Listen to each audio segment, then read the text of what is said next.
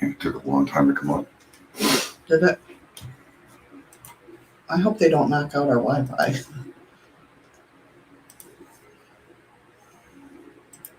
That would suck.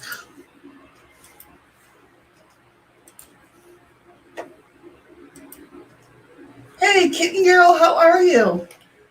Welcome. I forgot what I was doing. Oh, there we go. Magnet. Okay. Hey, Pammy. How you doing, hon? Welcome. Oh, my damn's all messed up. Oh, no. Oh, God. Good to hear, Kitten Girl. All right, Pammy, right back. How the hell did that get so damn twisted up like that? I don't know. Tim, We're what's doing your- all right for a Monday. My magnet's in. All right.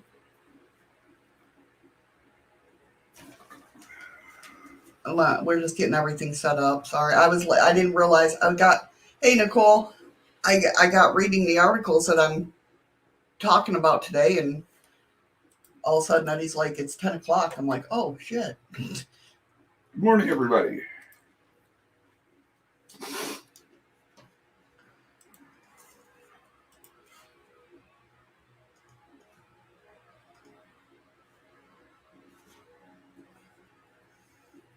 Oh, I got about 3 days till I go back to work.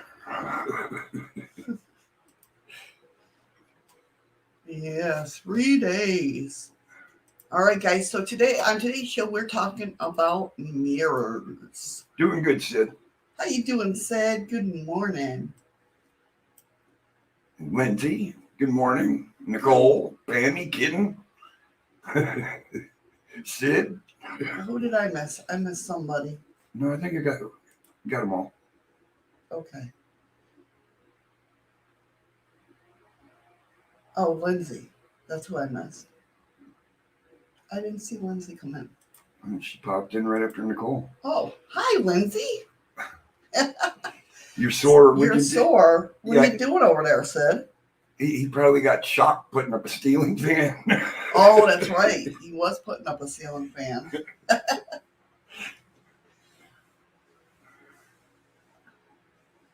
Well, happy Monday to you, Lindsay. Do you plan on putting your magnet in, or? Apparently not. I'm waiting for 5 after. Well, then I'll be done 5 minutes before you.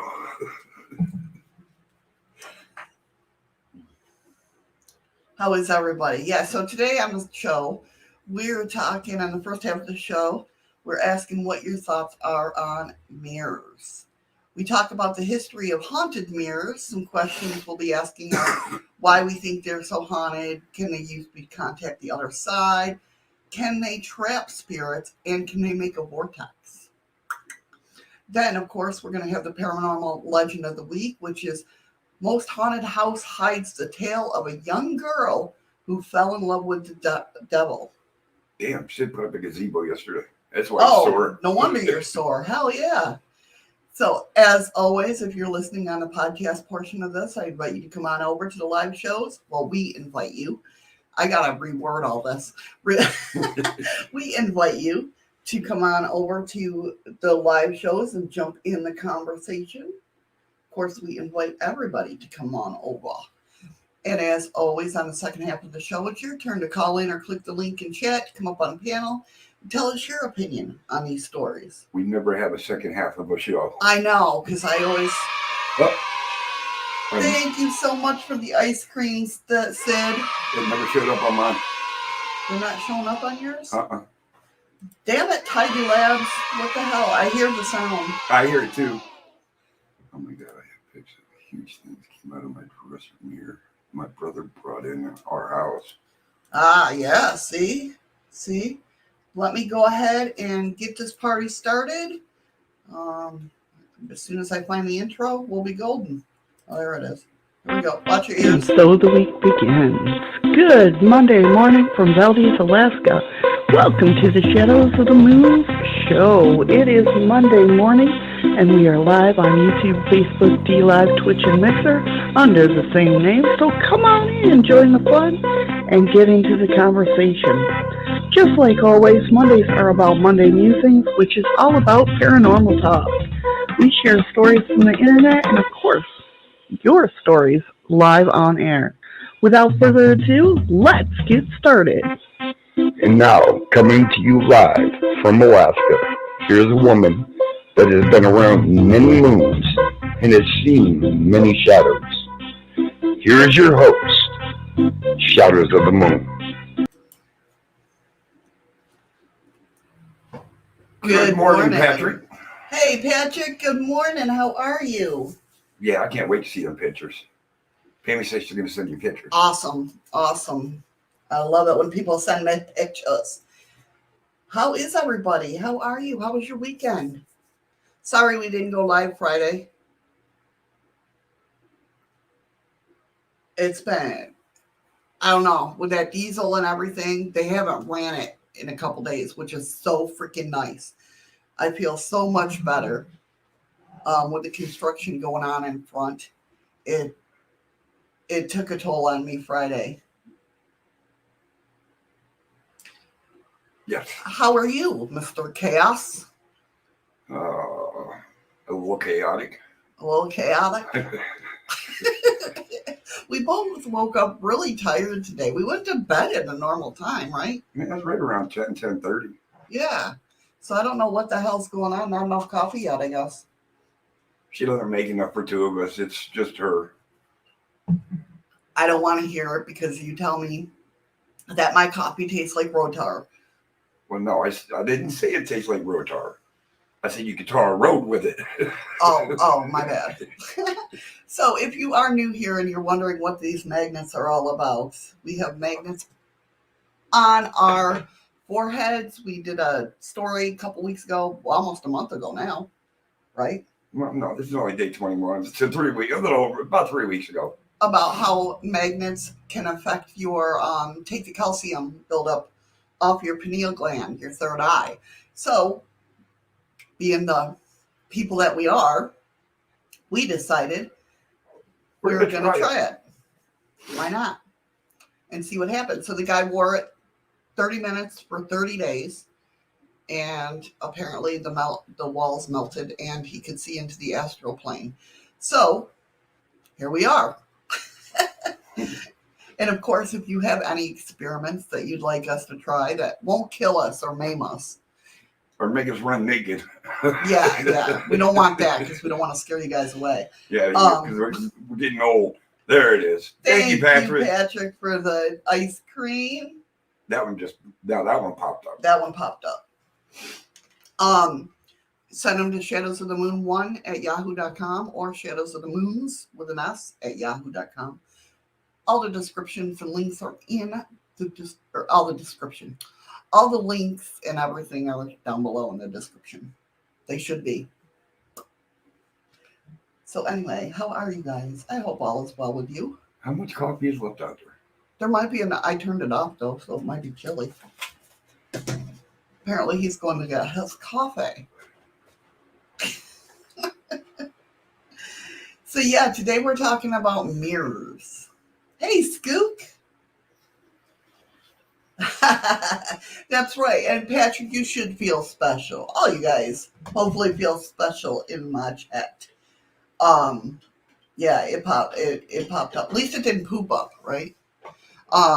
No, before Sid had sent ice creams and they didn't pop up. So I'm glad that they're working now.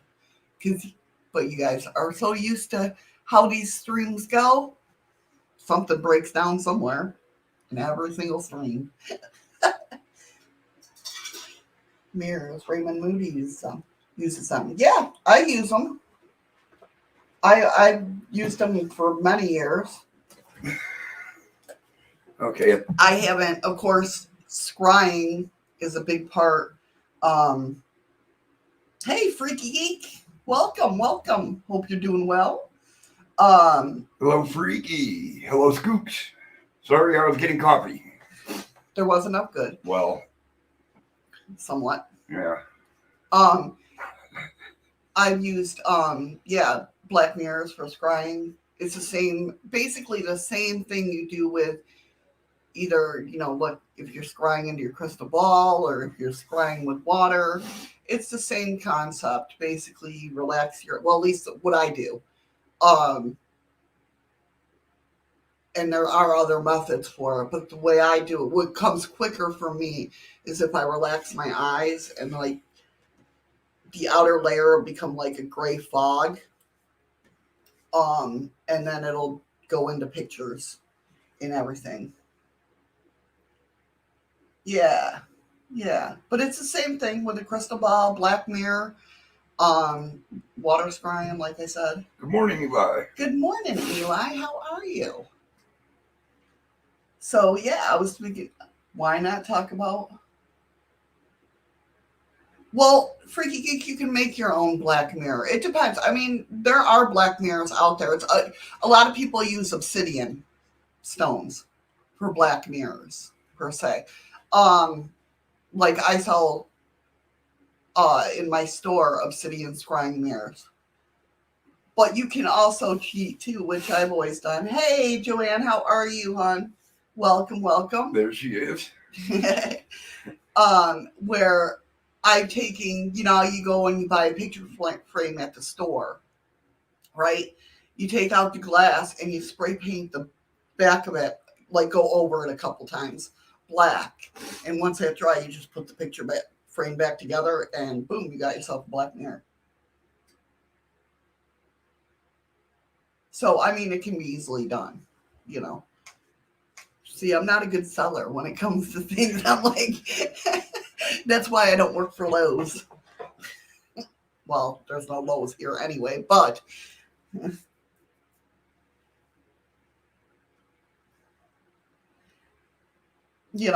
are you gonna... Well, yeah, and we're gonna talk about that, Skook. I mean, we're not gonna talk about Raymond Moody. I don't think. Could be. His name could come up enough. Yeah. But yeah, I mean, I got on this kick where I wanted to make a Devil's Toy Box, and hey, Heather. But Eddie won't let me. Hey, Heather. Good morning. How are you? Well, just take it easy, Eli. Yeah, just rest and relax. I'm sorry you're going through that, hon. But yeah, I wanted to make a Devil's Toy Box, and Eddie won't let me. Nope, it's got the word devil in it. We don't need it. You don't even know what it is. I don't care.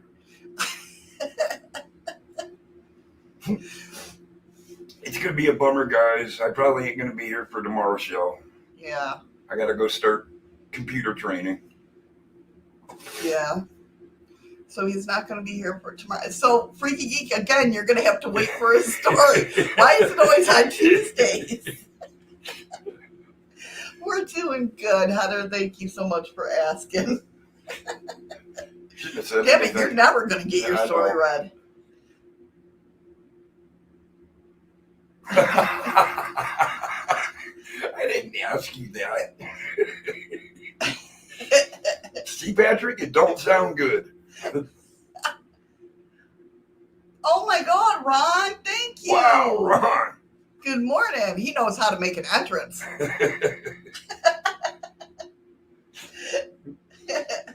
Ron just comes in blasting through that door.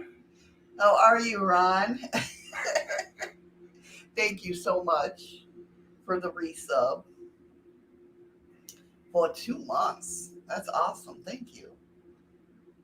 Then he could go live after he naps from work and tell a story. I know, right? Something. There is a good chance I might make it back before the end of the show, though. Yeah, it depends on how bad the CBLs are. Well, I just skim through them anyway. I know, we all do.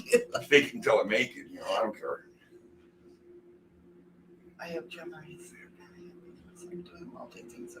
Yeah, I hear you. I hear you, Skook. I do that too. I jump around all it. That's why I can't stay focused. I mean, it doesn't help that I'm sure I got ADHD, but yeah, Skooks, I feel a lot better. I mean, it really wasn't that I was sick. I just couldn't get my voice back. Yeah. Well, your stomach was upset that. Well, it was for a couple of days. Yeah. But then that went away, and then I just couldn't get my voice back. Yeah. Gemini rising, freaky geek. Horoscope. Sign. Not me. I'm half man, half ass. Sagittarius. I'm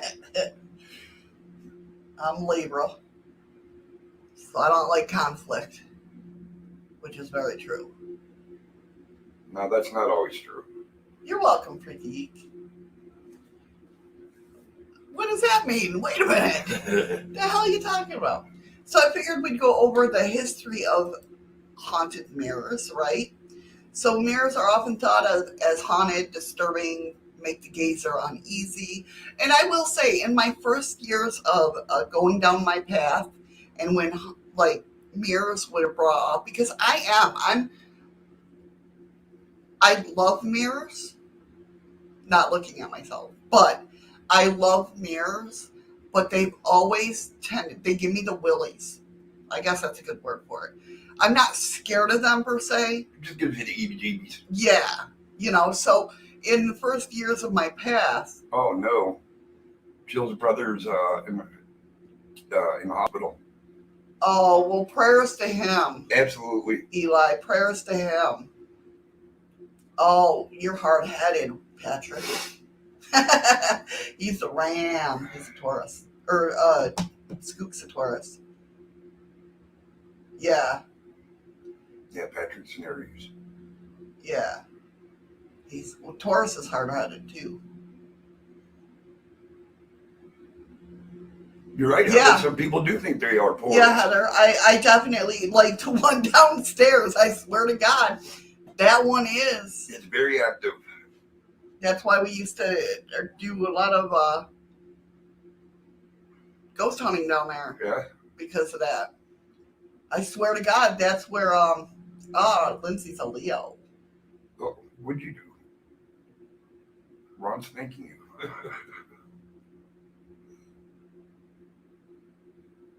What are you thinking me for, Ron? What did I do? I don't know what I did.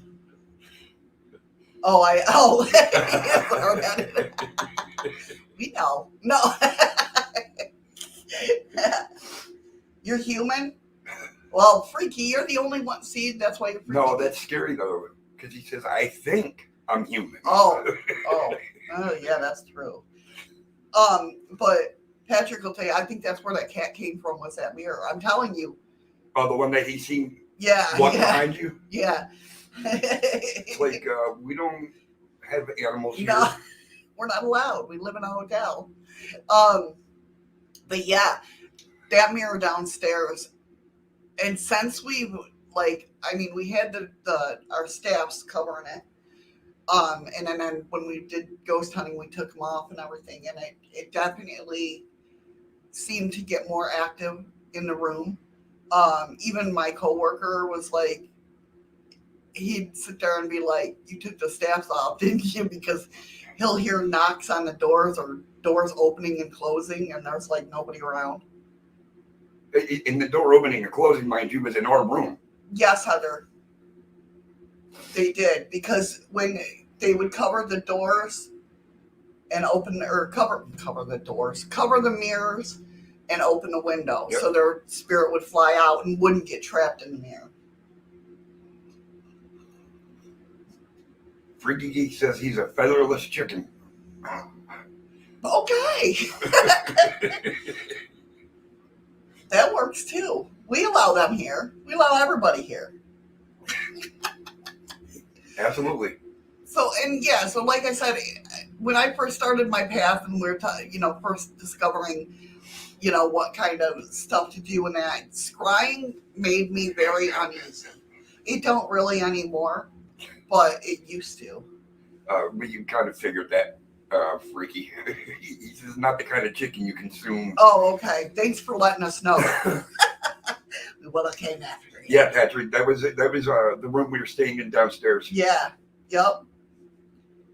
That was a wild night. That was a very wild night. Now, there was a couple of times, though, that the staffs, we had... 2 staffs. I said staffs. I know. Well, I'm sure they understand it's plural. It's got a damn S on it. I wasn't correcting you or anything. Oh. Hey, Miss Carrie, thank you so much for the ice cream. Thank you, Carrie. But we'd be sitting there watching TV, or Missy be playing around on her laptop, and out of nowhere, both them staffs would just get knocked over. Yeah, nobody walking around, nothing, nobody above us, you know. Those people used to be scared to have their future taken. Thank you, Ron. Yeah, dance. I tried to get him to dance. Nobody wants to see this old man get up and boogie.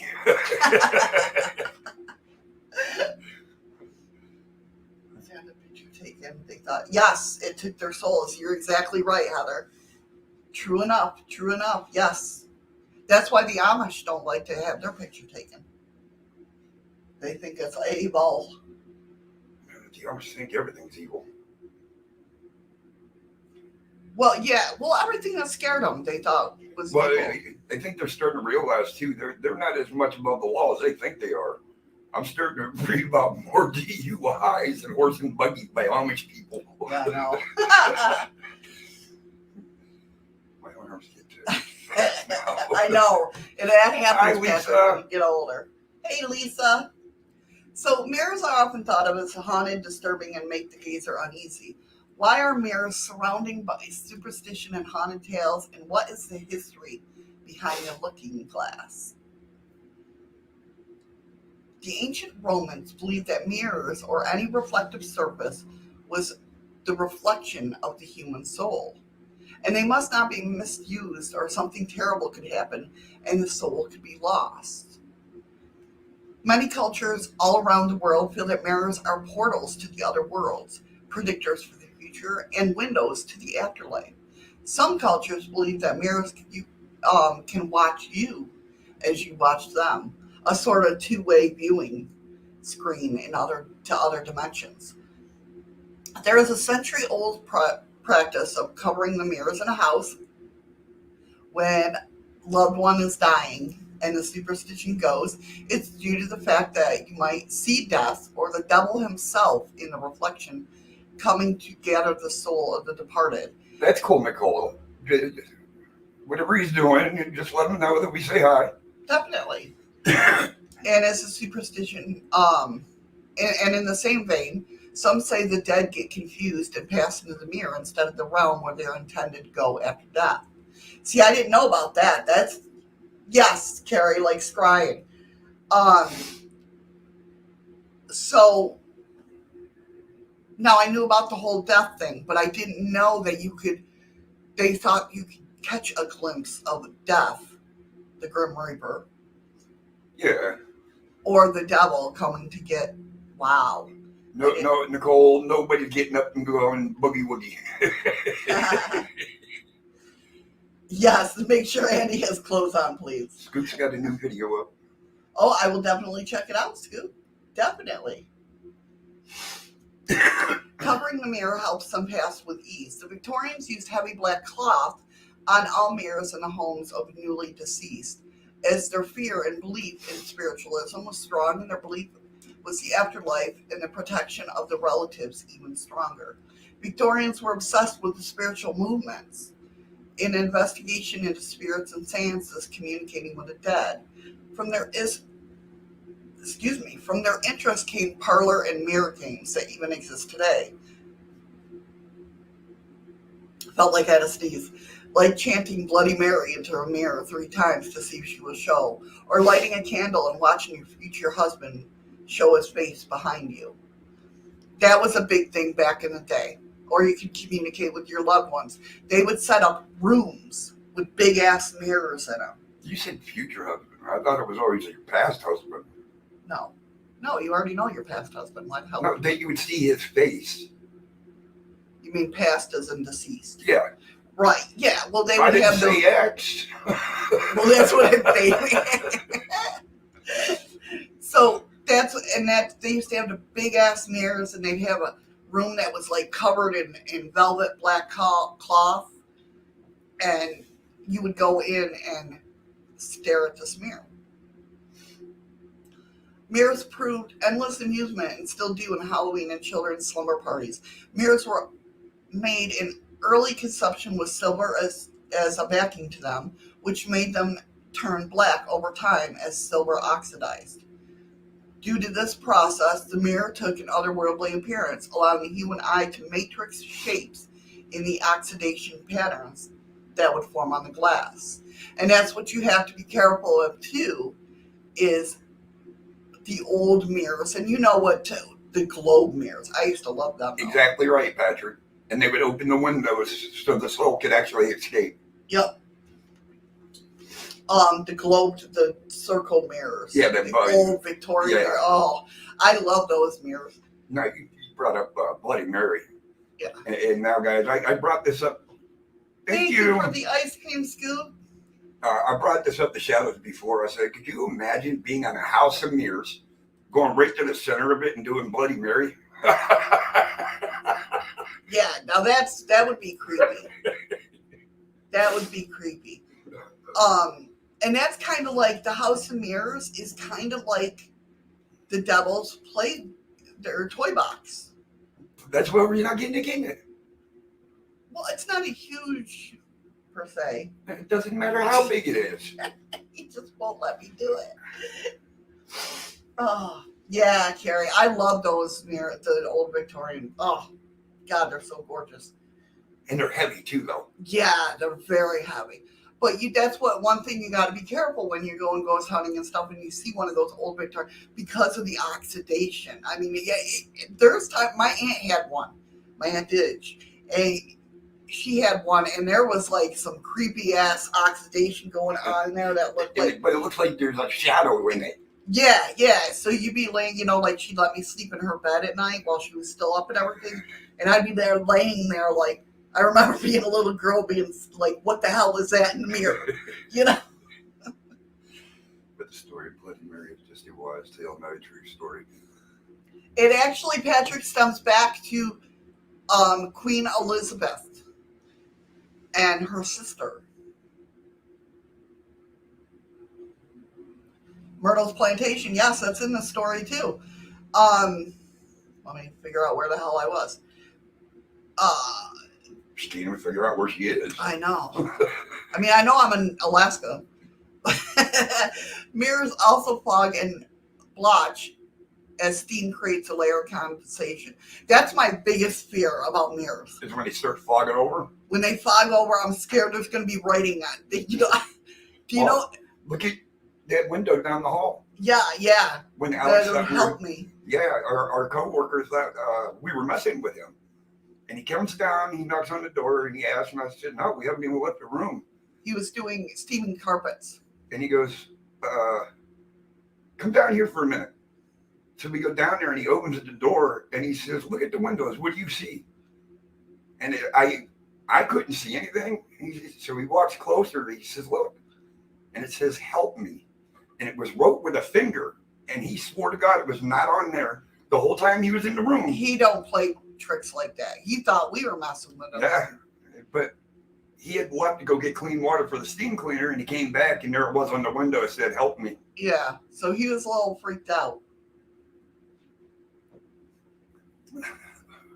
We'll ask you. What is we'll ask you? Are you saying Wasilla? That's what I thought it was at first when I read it as Wasilla. No, I'm not in Wasilla, Alaska. Unless you just misunderstood saying Alaska. I don't know. But yeah, it was definitely freaky. And Eddie, being the person that he is, he grabbed his dowsing rods. K2. The K2. Was that the only two things you grabbed? And went down there, but he didn't get anything. He's like, and it's so funny. You have to realize, like, Eddie's always been the skeptic or one that, like, I ain't doing that. That shit's not right. For him, it was like a proud moment for me when he's like, well, I got to grab the dowsing rods and the K2. It was like, holy hell. Like, before he would never do that. So it was like a proud moment for me.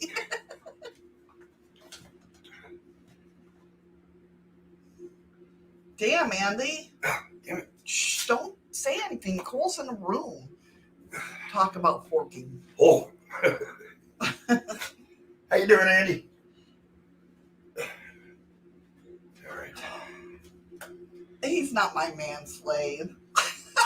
All right, who the hell's got that kind of mouth now? Who do you think? It's got to be freaky. No. Oh, Andy.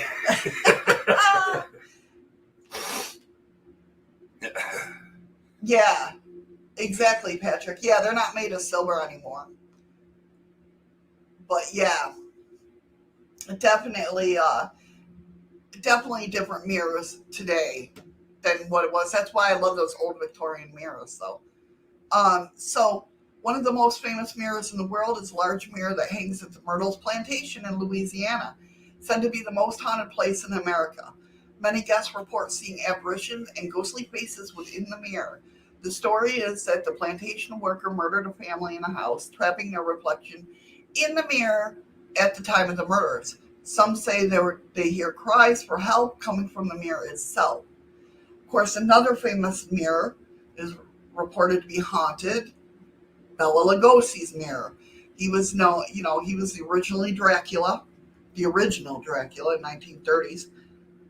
And it was rumored that he was into the occult and would use the mirror to try to contact and scry or see into the mirror to communicate with spirits. Some say he did this and it became a portal and is haunted.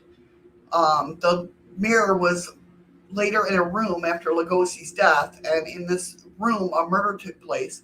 Some people say that the mirror picked up all the energy of this murder. Which, if it was a portal, makes sense. I still got a few minutes, I right? got 2 minutes left. Okay. Andy, did you get a copyright protection on that?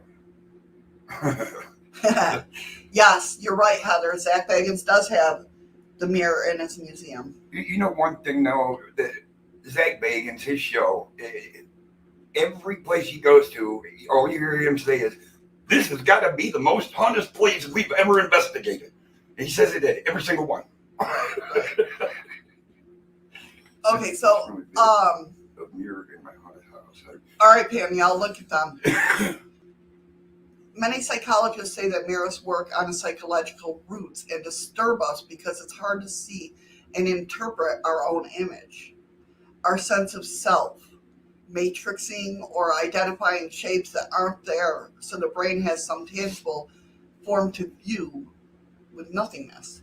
Shapes by candlelight or low light also cause the human eye to create forms and shapes that are not there. The product of a brain desperate to make order out of the chaos. It's your fault. The chaos in the brain. I have to agree with Scoops. She says, I think he is the one that's haunted sometimes. Oh, yeah, he's definitely got some. Him and Aaron. Yeah, but Aaron's funny. True. So, this led me to find this article, which is Scientists Are Searching for a Mirrored Universe.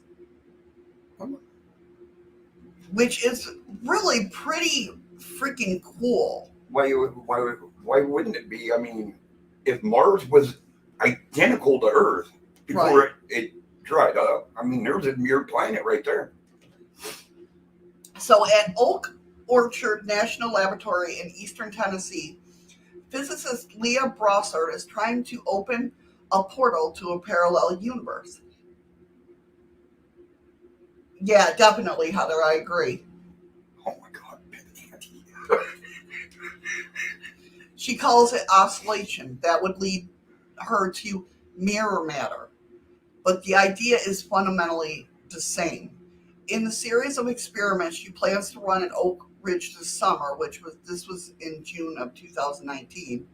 So I would really, I didn't have time to find a follow-up to see if she did it and what happened, but I definitely will. She'll send a beam of subatomic particles down a 50-foot tunnel past a powerful magnet and into an impenetrable wall. If the setup is just right and if the universe cooperates, some of those particles will transform into mirror image versions of themselves, Isn't that interesting? I don't know, maybe because I'm a science geek. I love shit like this. If that happens, Brossard will have uncovered the first evidence of a mirror world right along our own. It's like a parallel universe. Right. What started her on this track was thinking about dark matter. And like dark matter, you obviously can't see unless you're looking up to space.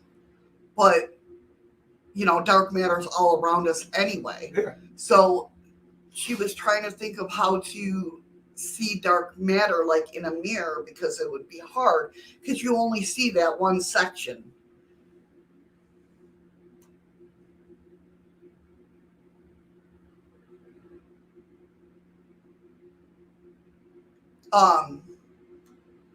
As with many grand scientific quests, the hunt for mirror matter grew out of a small, seemingly historic mystery. Starting in the 1990s, physicists developed high-precision experiments to study how neutrons, particles found in nuclei of atoms, break down into protons, a process related to radioactivity, but those experiments took a strange turn.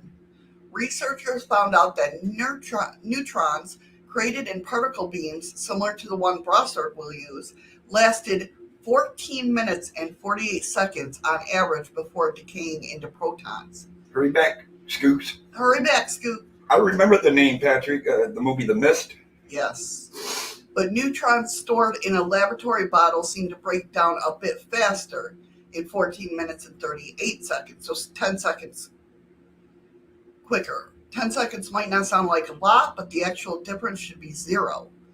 All neutrons are exactly the same, and their behavior should depend on not one bit on where or how they were examined. So this guy says, I take the discrepancy very seriously. He's a particle physicist, Benjamin Grinstein, a particle physicist. It's not just between two experiments, it's a collection of many experiments done independently by several groups.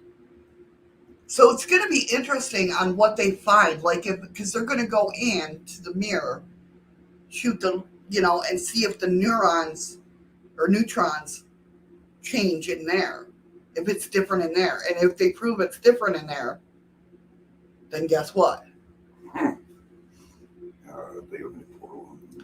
Brossard's goal is to find out if the portal really exists, and if so, to open it in a methodical way.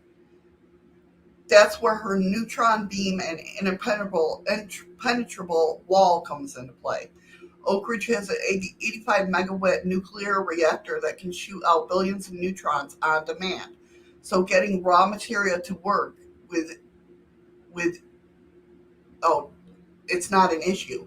The hard part is figuring out how to make some of the neutrons cross over to the real world, and then prove to her skeptical colleagues and to her skeptical self that it really happened.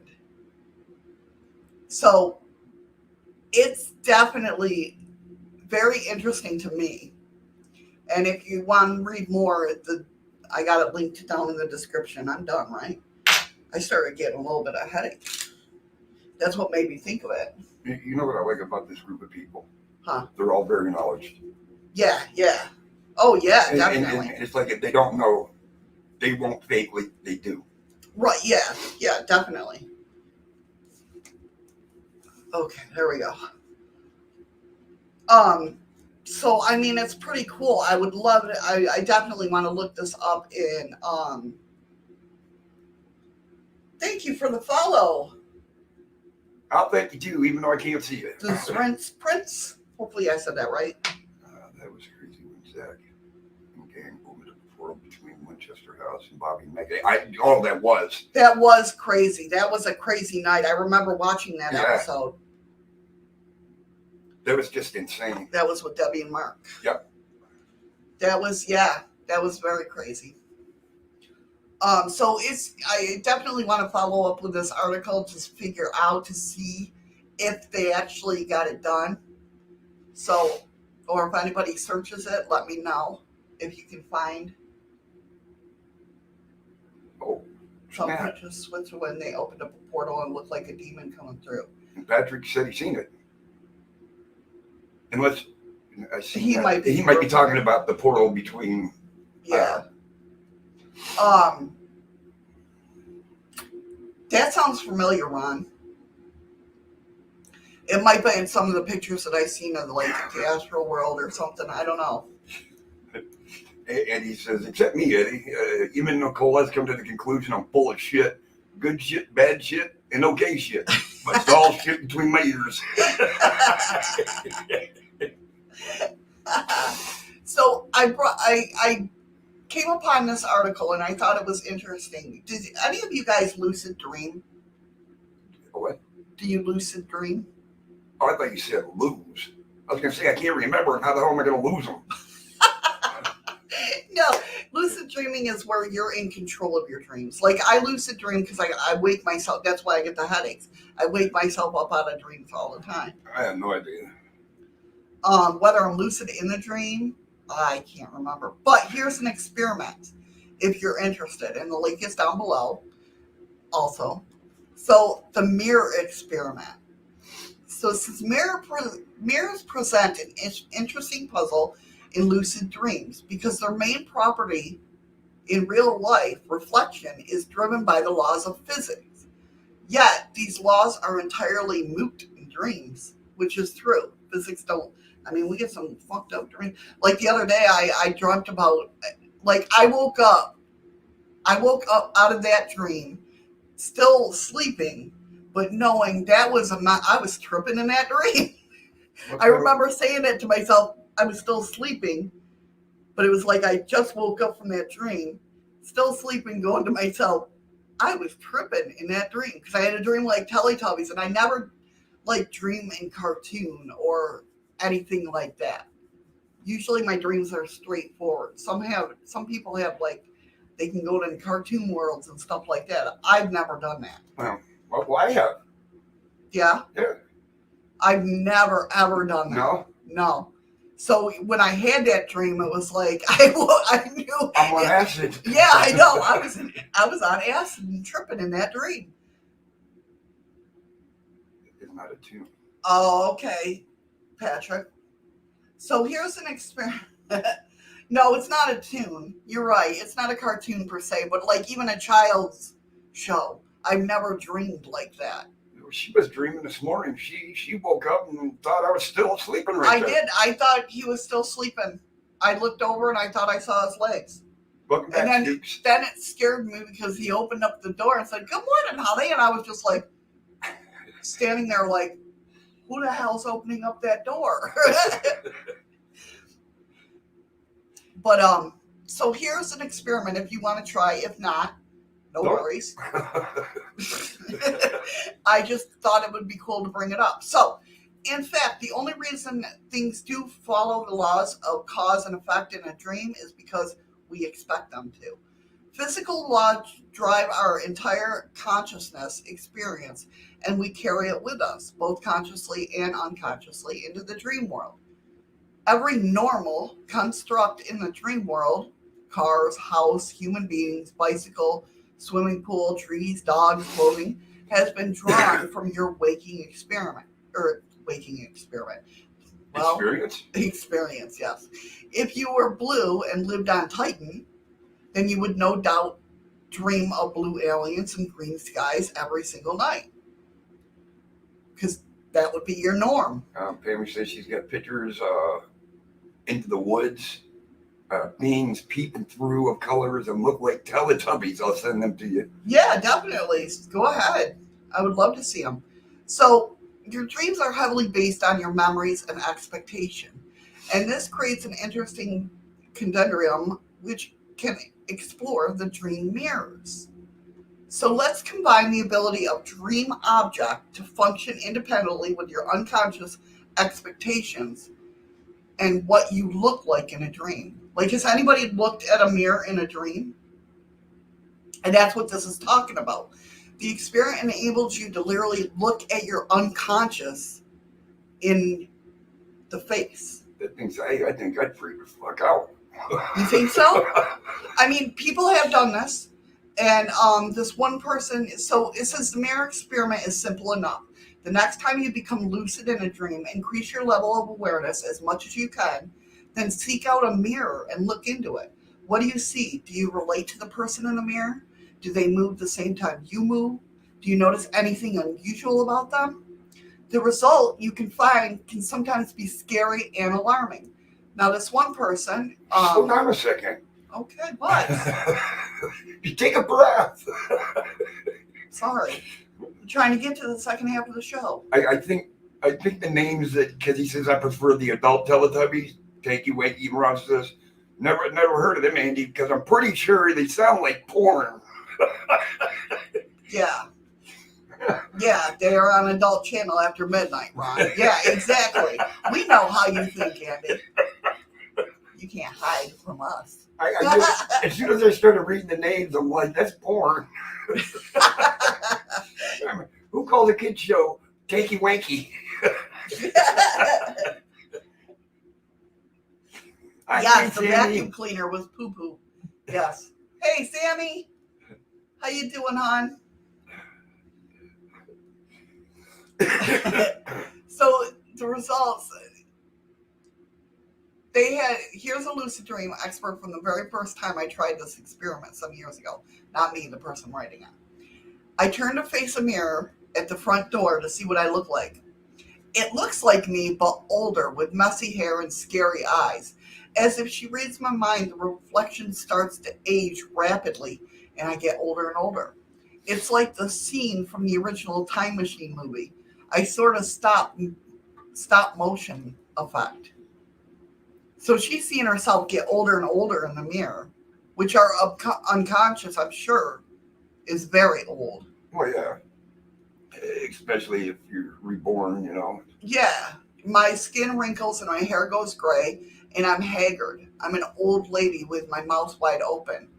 Then my teeth crumble out and fall, and I become a corpse.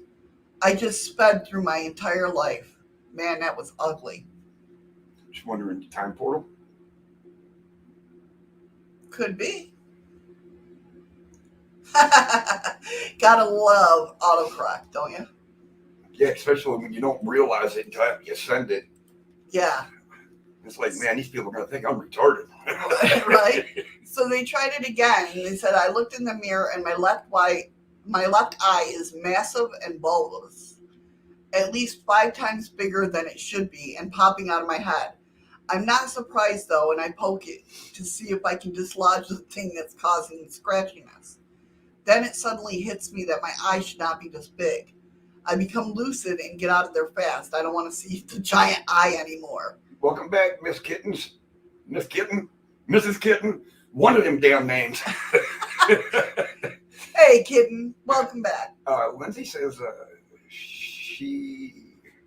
most of the times if I try to look at myself in a mirror in my dreams, I'm never able to see myself. Oh, really? So do you, look through yourself, Lindsay? Like, you're not standing there, you just see the back of the room?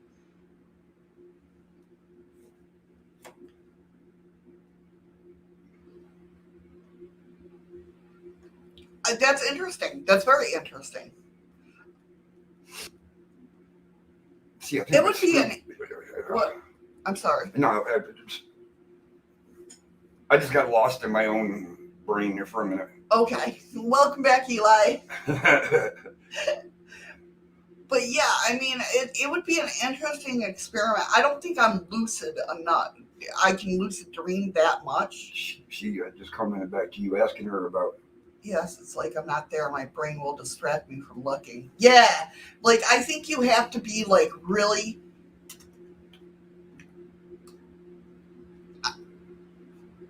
I don't know the word to use. You have to be really I want to say lucid it up,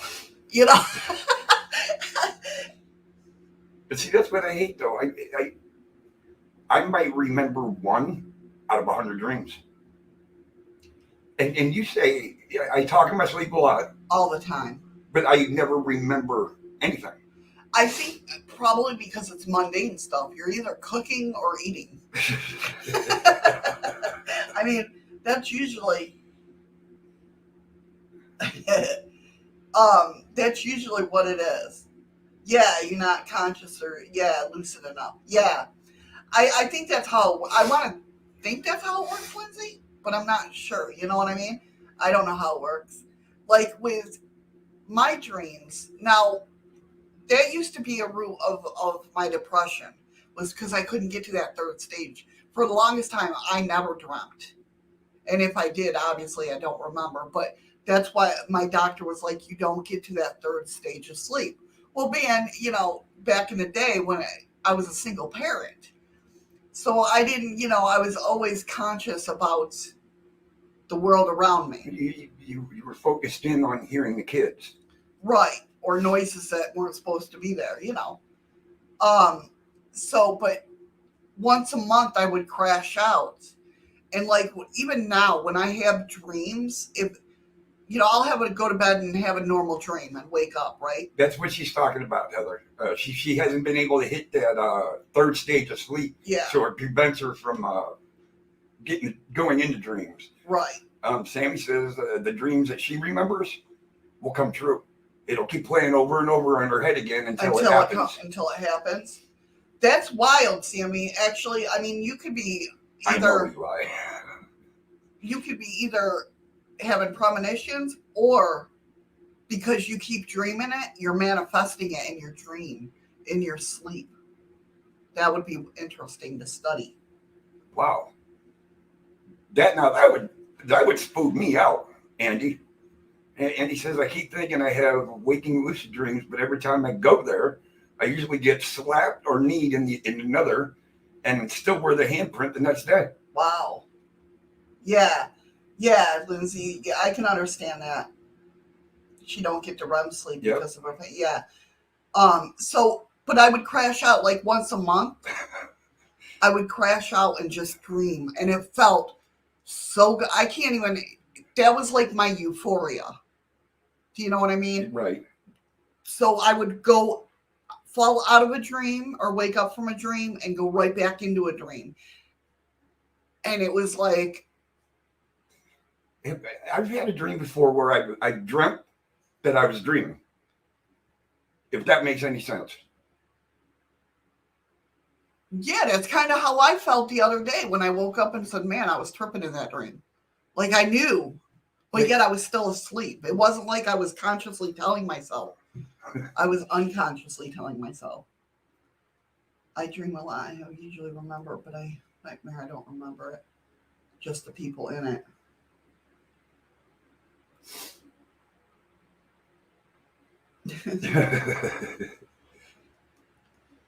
Yeah, Skooks. A dream within a dream. Yeah. But yeah, so like when I did crash out and have those dreams, it was my euphoria. It was like, I can't even tell you how good it felt to actually sit there and dream. But it wasn't the sleep that made me feel good. It was the dreaming. Yeah. You know what I mean? Now, like, I'll go to bed and I'll dream. Some I remember, some I can't, like a normal person now. But like with my mom, those are my euphoria dreams.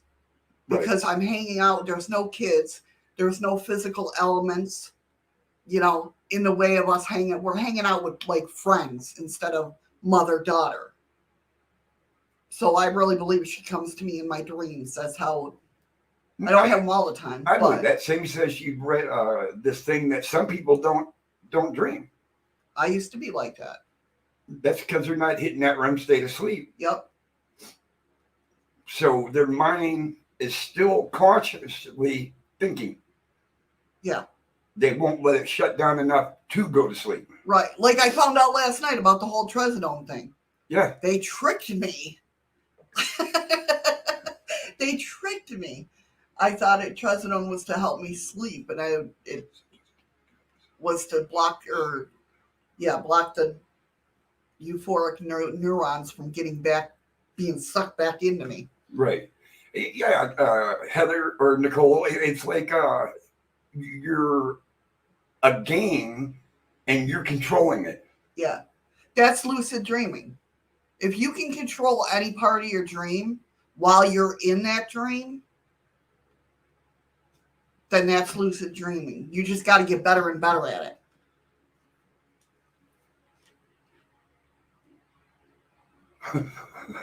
it. Nicole building up a forearm like Popeye. I didn't even see my dreams always come true, but in the future. But when they do, I get deja vu. Yes, Eli, I've done that. Like I've gone about like dreaming about working, working a full day or whatnot, and then I'll go and work that full day. And it's like, didn't I already do this? Yeah, like hey, whenever I went to school, his face and voice coming through the stairwell. I woke up, went back to sleep. It continued, woke up, and back to That's I've done that too, Pammy. I've had that same dream where no matter how much time goes by between the dreams, it's the same. It like falls into right back into the same dream. Yeah, because there's something in that dream that you need to know. Yeah, that they're trying to tell you. Yeah. Lindsay said she took trazodone. It made her forehead hurt, and she felt all out of sorts. Yeah, what it is I was reading it last night actually. Trazodone, it does make you sleepy, and that's why they usually tell you to take it at night. But what it is because like in depression and anxiety, when our euphoric neutrons, basically, or whatever they're called in our brain, there's all the medical terms. I'm not a doctor, so I don't freaking know them. Good morning, Cassie. Hey, Cassie. We let out our serotonin. I think that's what it's called.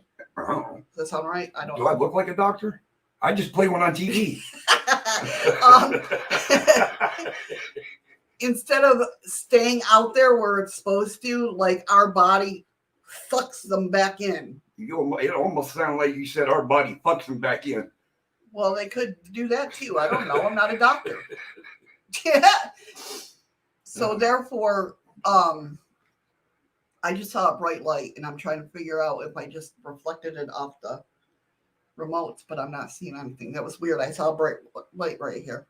I didn't see anything. I was reading with I thought it was a reflection light, but even they're too dull to reflect a lot of light off. Oh, so Freaky, I think Eddie heard the same thing because he said, "Thank you, Eddie." See, you know how I speak, guys. But Patrick said he had a dream where he woke up and said hi to his mother going to the bathroom. It happened 3 times before he woke up and was confused. Say that again? I missed that. Wow. I had a dream where I woke up and said hi to my mother going to the bed. Wow, yeah, that would be no wonder. Yeah, I'd be confused too. Yeah, he says I thought I was still dreaming and was not sure if I was awake. I just want to put this out there. When you guys do send stories or pictures or whatever it may be, if we do have the permission to share them on the show, indicate that in the email. Mm-hmm, mm-hmm. That way we don't hold on to them. We can't find you to ask permission to show them. Right, yeah, definitely. Please.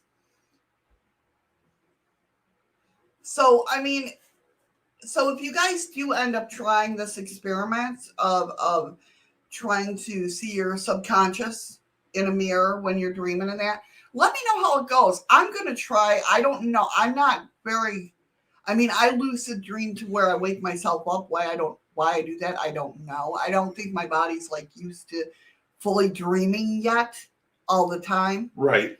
So it's like, oh, something's wrong. Wake up.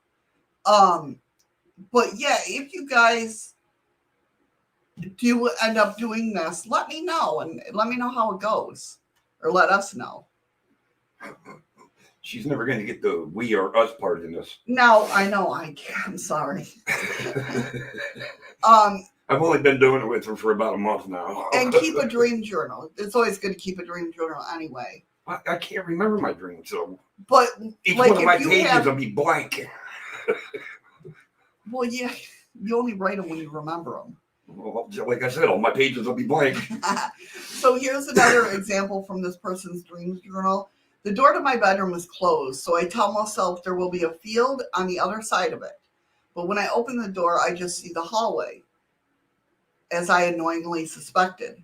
I try again, closing the door and say there will be a sunny field on the other side. This time, but it still doesn't work. I'm not lucid enough. I leave the room, rubbing my hands together, checking, and they look normal. I keep seeing 5, then 6 fingers on my hand, and saying 10 plus 10 equals 20 to increase my lucidity. So when you're in a dream, apparently doing math makes you more lucid. Maybe. So so tell yourself 10 plus 10 equals 20. Then I see MC squared. Yeah, all right. Then I see a mirror in the hallway and decide this is my chance to teleport. I feel more lucid now, and this time I approach it slowly, pushing my fingers through the surface of the mirror, and it becomes liquidy. It's like the House of Mirrors, or the Lock and Key. Yeah. I push forward into the mirror, and finally my eyes go through, and I emerge into a big meadow with a train track running through the middle of it. It is way better than I imagined. The sky is romantic, purple, blue, pink, and orange, and the fields are beautiful wildflowers. The hills are rolling, which I had not expected, and there are mountains in a far distance. I am so overjoyed. Freaky said he's not smart enough to count when I'm awake. I don't want to see if I'm smart enough to while dreaming. I hear you. But there you go. So there's a little hint on how to make yourself lucid. Yeah, in the dream. Yeah. I don't know how that works. I'm not like I said, I'm not a lucid dreamer except that I wake myself up in dreams. That's why I wake up with migraines half the time. It's because you're trying to wake yourself up with a ball bat. Probably. Like when I wake myself up, you ever been in surgery, right? And you're coming, well, duh, I know that. I know you have. But if you ever been in surgery, when you're coming out of the anesthesia, you know how you're like really trying to focus on what's going on. But everything's all blurry. You can hear voices. Yeah. But you can't really make out where it's coming from. And you're trying so hard to wake up and you can't, fully wake up. That's how I come out of dreams. When I wake myself up. Why do they say rolling hills? They don't move, do they? Maybe in dreams they do. Well, actually, rolling hills, the asylum, no. If you look at the hills, they look like, because of the pattern of them, it's like they're rolling downhill. Yeah. But no, they really don't move. Yeah, they don't. Being up on when you're going to Rolling Hills says, I know what you're talking about on that run road. Yeah. Yep. Yeah, it definitely does. And we only lived, 40 minutes from there? Not even. We lived 10 minutes. Was it? No, we were further than 10 minutes. Yeah, because Loretta's sister lived down that road, remember? Yeah. Maybe about 20 minutes. Yeah, maybe. Yeah, we weren't that far from there. Kind of like a roller coaster, Lindsay. Yeah. They just look, it looks like that roller coaster. Yeah. Or not loop-de-loops, but, little if there was some loop-de-loops in there, holy shit. No wonder why there's an asylum there. Right? Oh, they're doing a freaking... God. They're doing a steamroller? Yeah. Oh, wait. That might be the dryer. Or the washer. That could be.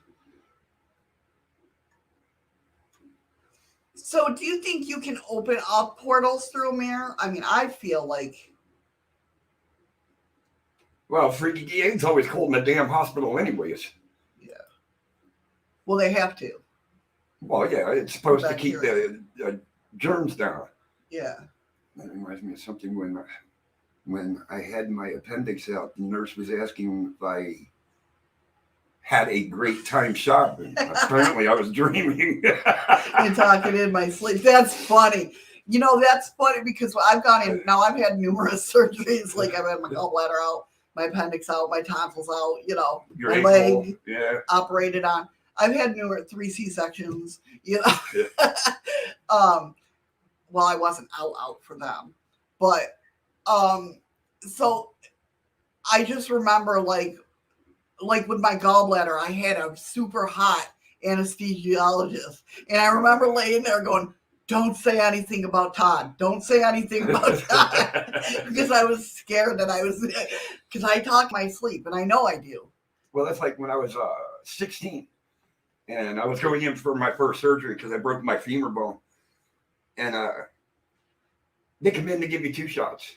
One to dry out your system, and the other one to start getting you loopy.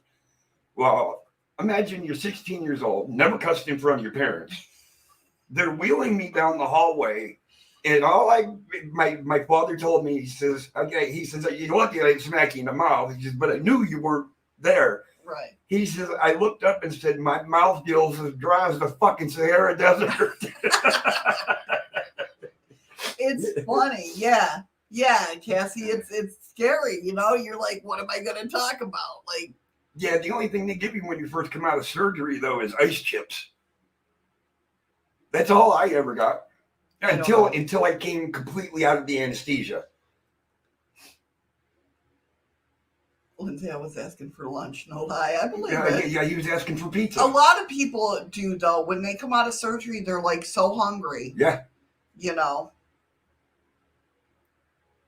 But yeah, it's funny.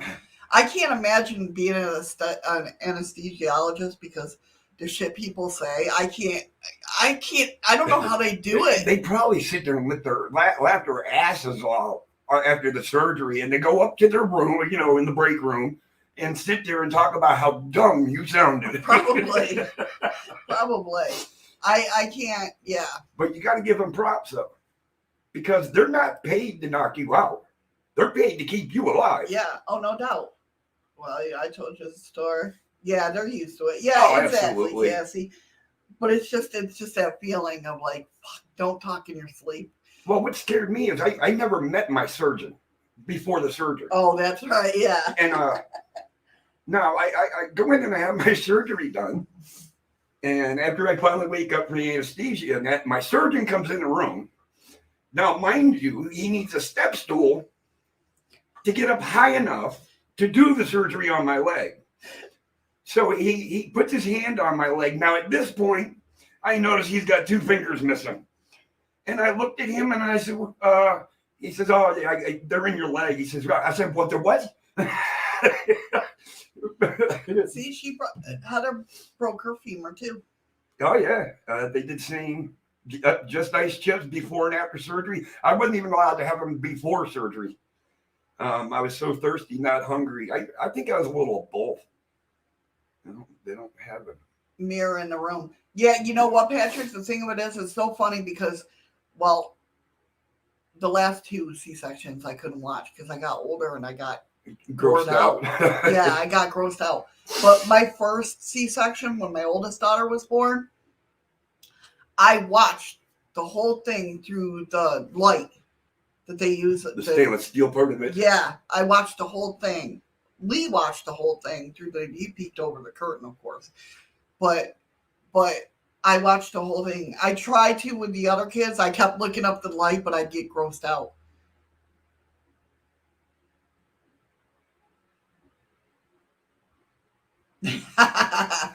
Guy had 2 fingers missing. That explains why he's so comfortable to sit for the first few weeks.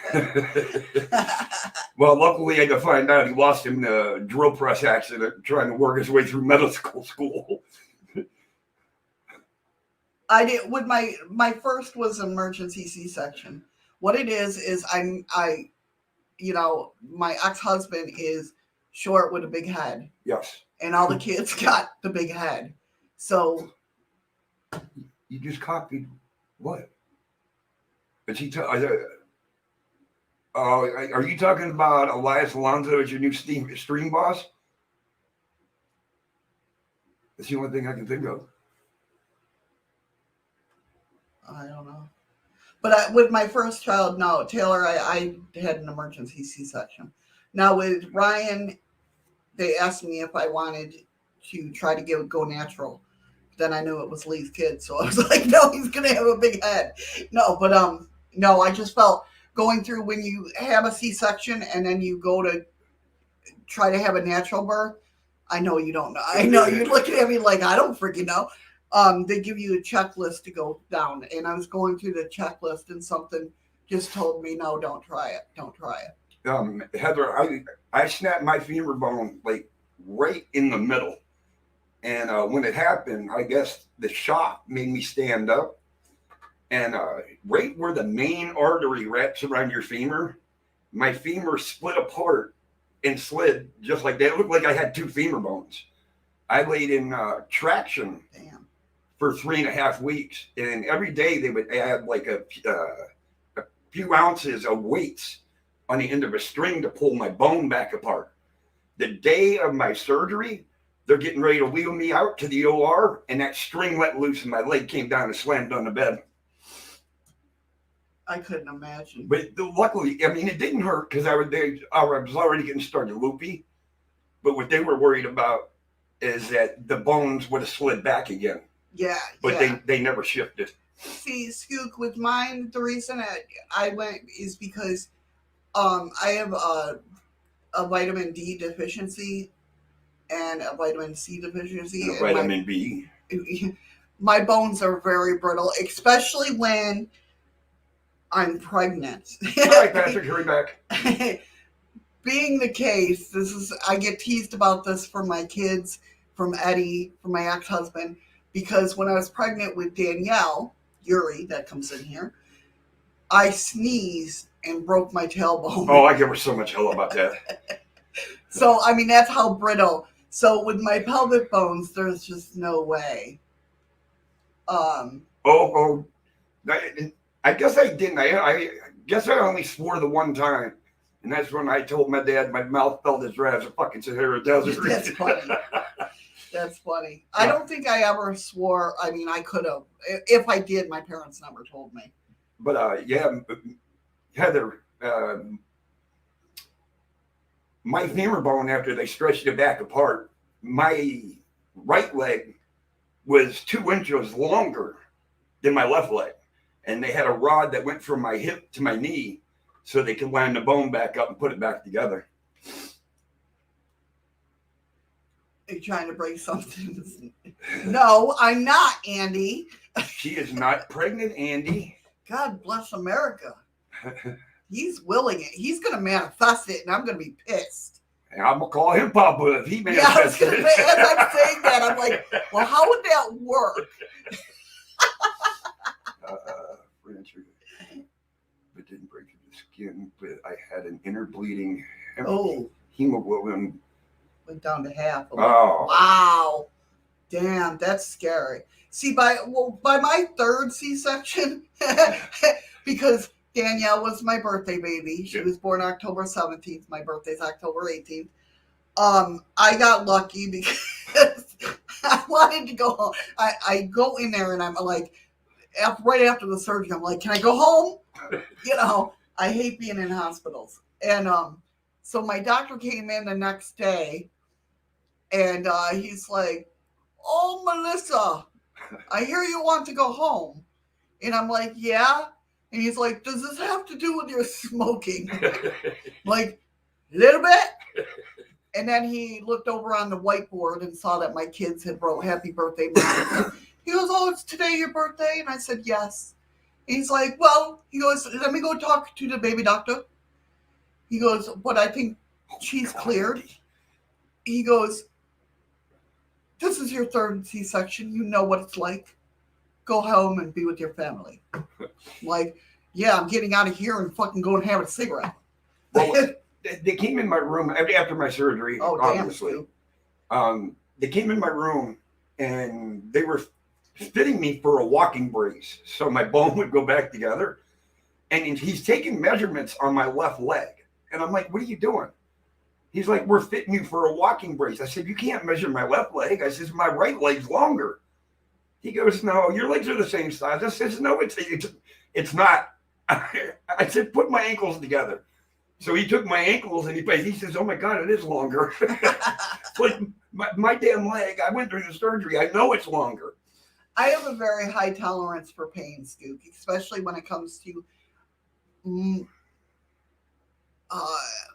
mobility. Yeah. Like, I'm a very prideful person. I don't like people doing things for me.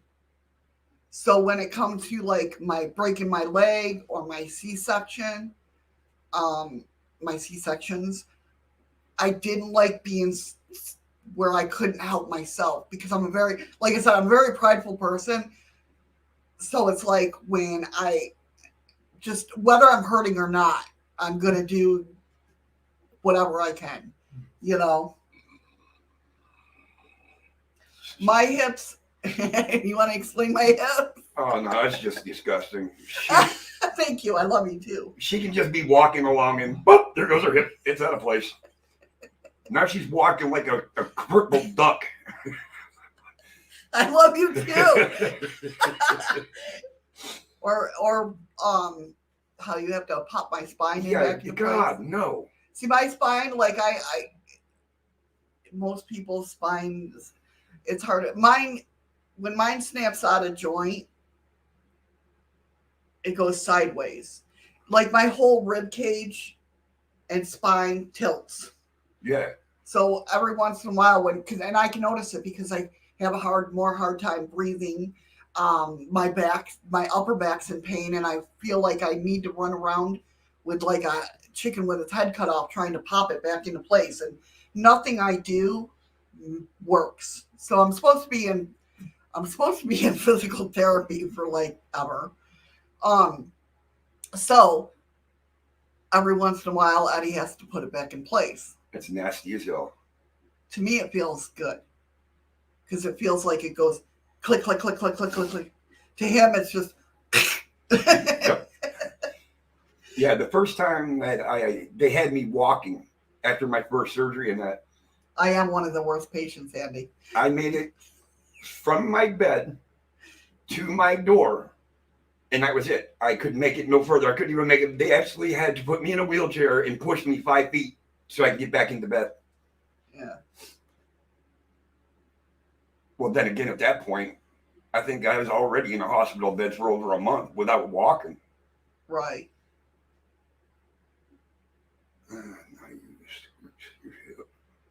Yeah, my knees are pretty messed up. Shadows can tell you that I don't have cartilage in either one of my knees. It's bone on bone. That's why half the time we go to get up from having a cigarette and it's like the blind leading the blind. You know, it's like, but all you can do is laugh. You know what I mean? And get through it. That's. Welcome back, Patrick. Welcome back, Patrick. Well, we got through one story. Yeah, we're doing good.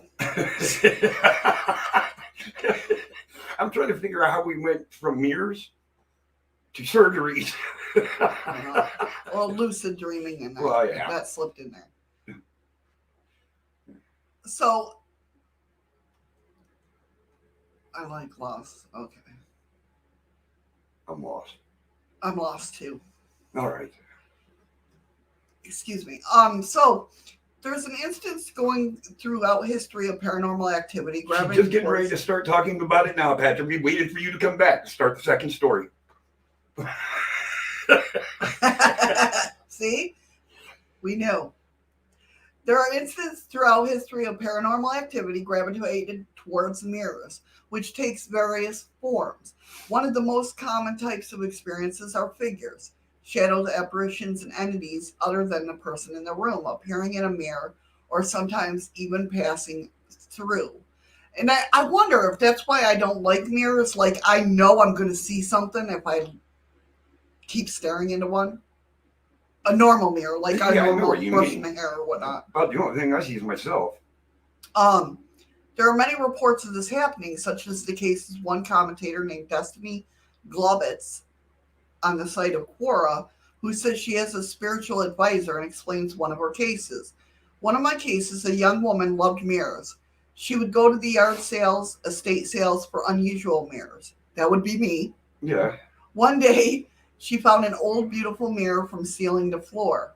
She had a sensation something was trying to get her attention until one day she was looking at the window and said, "Show yourself to me and talk." This was a bad no-no, to say the least. Her family started arguing, getting sick, as well as her pets.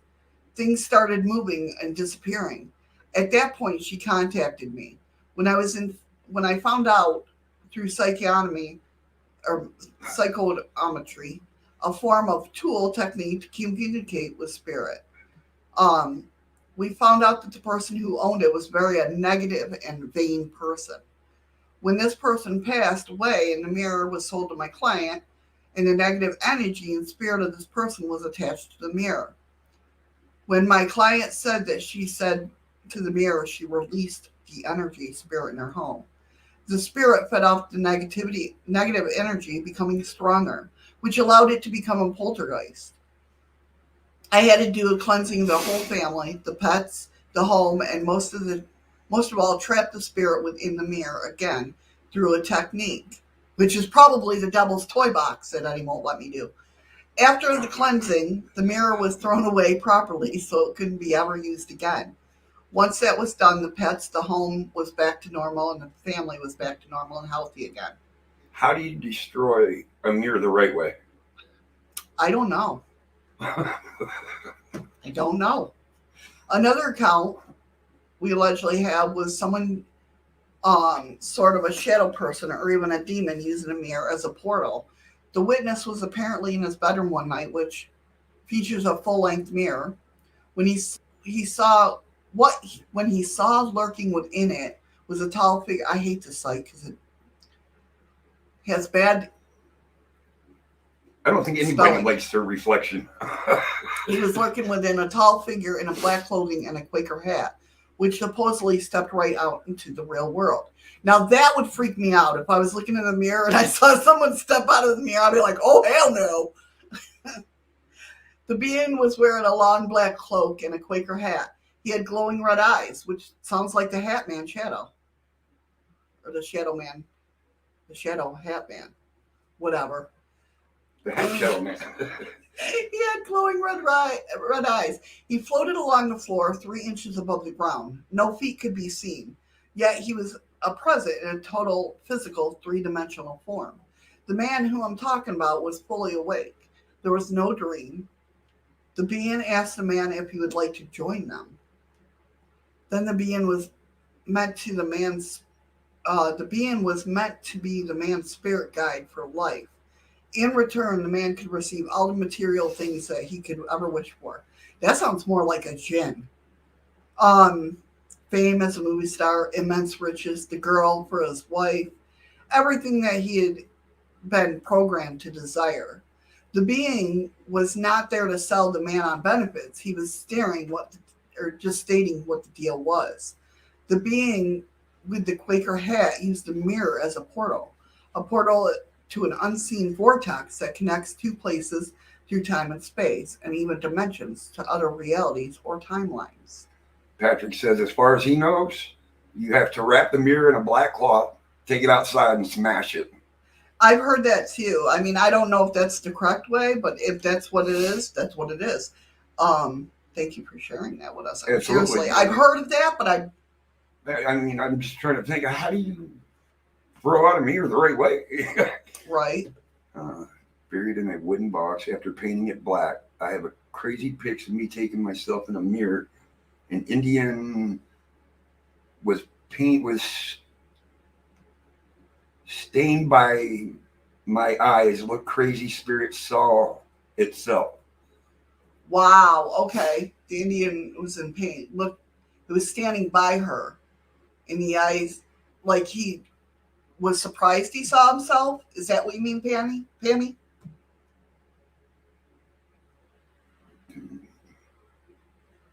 Breaking a mirror is the fact that you instantly create a whole load of other mirrors.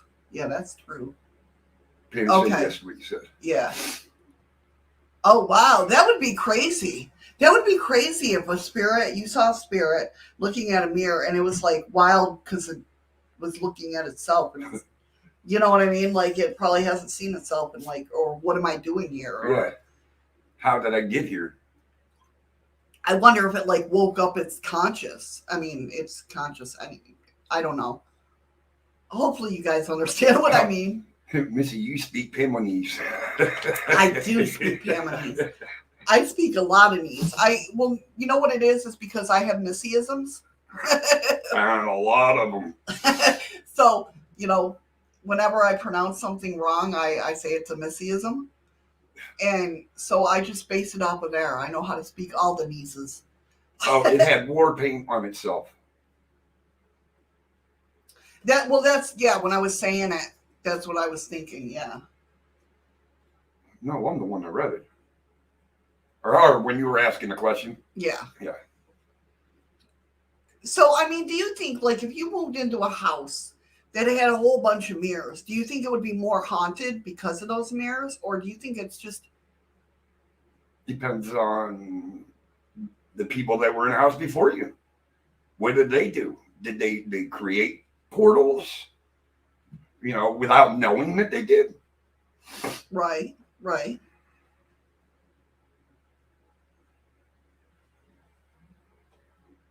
Did you know my real name is Marissa? I didn't. Really? Nobody's called me Marissa.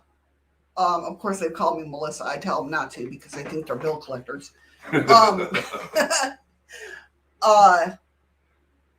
But I have been called, like, people like to call me Misty or Mitzi. Mitzi's a big one. Mitzi's a big one. Or like people over the phone when I'm working, because, hey, thanks for calling Mountain Sky Hotel. This is Missy. May I help you? They're like, hey, Lucy. I'm like, that's not what I said, but all right. I'll lie and say I'm Lucy. Well, we'll run with this one. Somebody call back. Well, Lucy said so. Jason be like, we don't have a Lucy. We don't have a Lucy.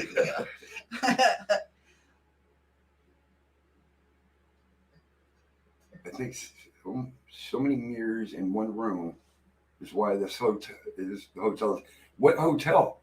She's in a hotel. But also, how many mirrors do you have in one room? I know we have one in our bathroom, one in the hallway. Oh yeah, that's it. Yeah. We just have two. Nikki, in my younger days. That's one thing. When about 300 years ago. Casey, oh yeah, with Cassie, I can see that. Well, that's so funny because I have a cousin named Casey, and I'll call her Cassie. She got too many facing each other. At least ours are offset. Yeah, ours are offset, so we don't have to worry about that. Closes the portal. I get what you're saying. Okay, Patrick. The black cloth in itself. Yeah. Oh, hell no. I ain't staying in no room like that. Oh, yeah. You got like those closet doors. Yeah. I used to hate them. Well, thank God my mom didn't opt for that when, because we had the sliding and closing closet doors. Yeah. Thank God they didn't opt for that mirror. But a couple of my friends had that. I think Robin had that. I'm wondering if that magnet's starting to work. Why? What are you picking up? Every now and then I just sit here and I'll get really lightheaded. And then it just passes. Maybe. We might be, maybe. I mean, it is day 21. Yeah, same here, Andy. Gotcha, Patrick. Okay, that makes sense. Yeah, definitely.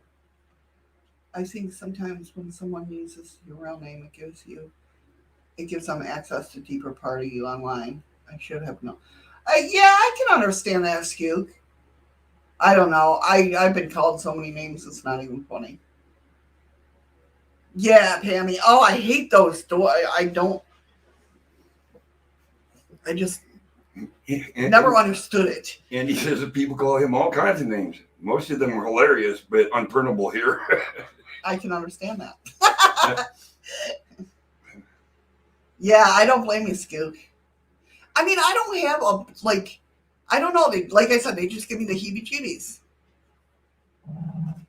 Like if I feel like if I was gonna go stare at a mirror right now, I could make something come. I don't know. Eli, was that so you could watch yourself eating pizza while you're laying down?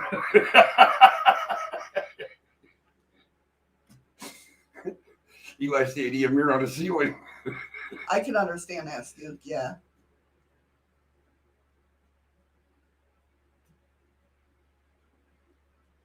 Hey, pay attention to the dizziness. Make sure it's not cardiac, bro. No, nothing hurts, and Hey, adventures. Hey, Adventures with Noobs, how are you? Welcome. It just, it's real quick. At one point, you were talking, in one of your words. Sid, we didn't do nothing. I didn't do nothing. In one of your words, it was like it got really loud. Just one, and then it went away. Huh. What did you guys do? My internet went down. I wasn't frustrated. That's the only time electronics don't work around me is when I'm frustrated. But I swear to God, I'm not frustrated. Well, you're right, Pam. I mean, nothing has to hurt, and I got to keep my eyes open about that, anyways, because I have had a mini stroke. Patrick, I hear you, man. I hear you. Being a former military police officer, I've been called lots of names. No doubt. Well, that's nice. Thanks. That's true, Scoop. Like your image, which has power, so does the spoken name. I appreciate it, Noobs. Thank you so much. So far, I think everybody in here is doing pretty good. Hope you're doing good, too. Having a good Monday. Not so bad. So, the Devil's Toy Box, I am going to talk about it because I want to do it. You can talk about it all you want, but you ain't doing it. Keep up the good work, Eddie Missy's publicly declaring that she ain't frustrated. I can't because then the computers will start going down and then I'll get frustrated more. You know how it works. Hey, something's got to be going on. You got Sid's computer to shut off. I got Eli's to completely shut down. See, Skook wants to know, what is the Devil's Toy Box? I told her she can talk about it, but she ain't doing it. And it needs another wooden spoon. Uh-oh, did you break yours, Nicole? Using it? See, Patrick would like to know about that too. See? You can talk about it, but you're not doing it. A Devil's Toy Box, also known as a Paranormal Toy Box, is a small box. And you guys, once you hear this, you're going to be like, oh, I've seen that, or I know what that is. It's a small box that's normally cube-shaped with all internal faces are mirrored to make a complete mirrored chamber inside. The mirrored container is said to create a perpetual energy loop that can encourage spirits to come through to a physical realm and traps them. Oh, Ron, you got me that time. You did. She jumped.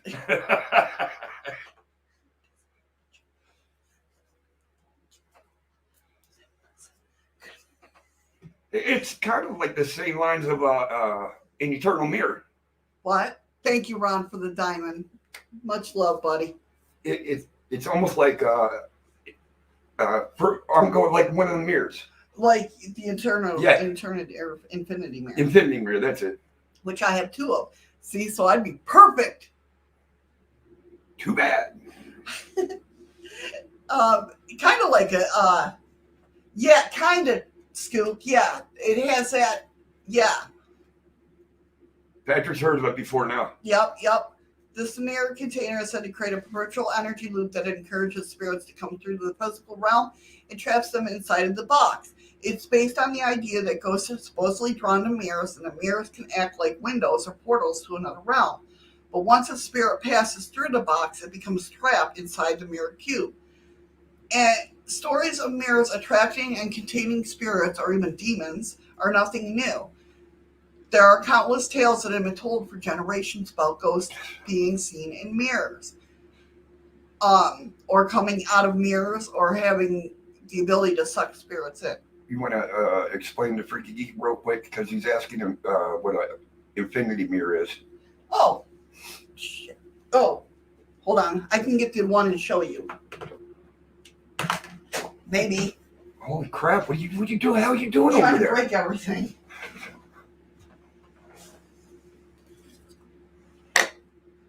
Let me turn it on first.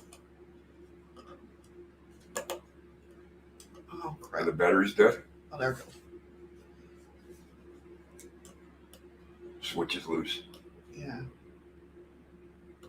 Oh no, he was asking if that's the word you were. Well, that's an infinity mirror. Well, not really an infinity mirror. It's a cheap version of an infinity mirror. It's not a true one, but Yeah, that's the one she just held up. It was an infinity mirror with lights. yeah, Ron. A true infinity mirror, if you're talking back in the day, is when they used to take, those candle holders that have mirrors pointing in? You ever see them? That's a true, open, I guess, devil's toy box. Okay. Where a candle can sit in the middle and you have two mirrors facing each other. That's like an old school. Not old school, way before old school. So what happens when you do get a spirit in there? There's taps. Sometimes people have heard voices, hissing, buzzing, growls. They've experienced this experimenting with the devil's toy box, right? And I want to do it. I just want to see if it works. It's an experiment, right? Now, you can go to, if you want to try a devil's toy box on a larger scale, then you might need to visit the Old Pictures House and Haunted Museum in Nottingham.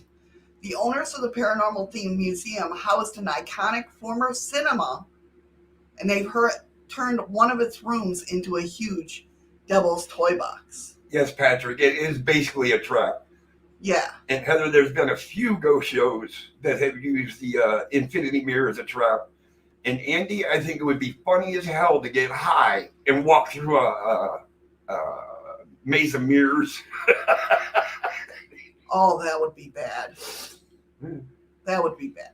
But it's just it's like any other experiment, like a Ouija board using the Frank's box, glass swirling. But he won't let me do it. You guys talk him into it. That was a pretty good movie. Hey, maybe I should make a card. Make a card. Allowing Missy to make a devil's toy box. Half baked, yes, that was a funny movie. That was a funny movie. One of the ghost shows one of those, but don't remember. Yeah. I think Zach did use it one time. I don't think it was Zach. I thought he was one that used a mirror trap, or tried to use a mirror trap. Who is that one group that always used to try to build the trap? Not Ghost Lab. Tennessee Race Chasers. Yeah. Yes, I know they use. That's right. That's what it was. Ghostbusters. Well, no, that wasn't a mirror that they used. That was that was an actual trap, ghost trap. Yeah. That's right. The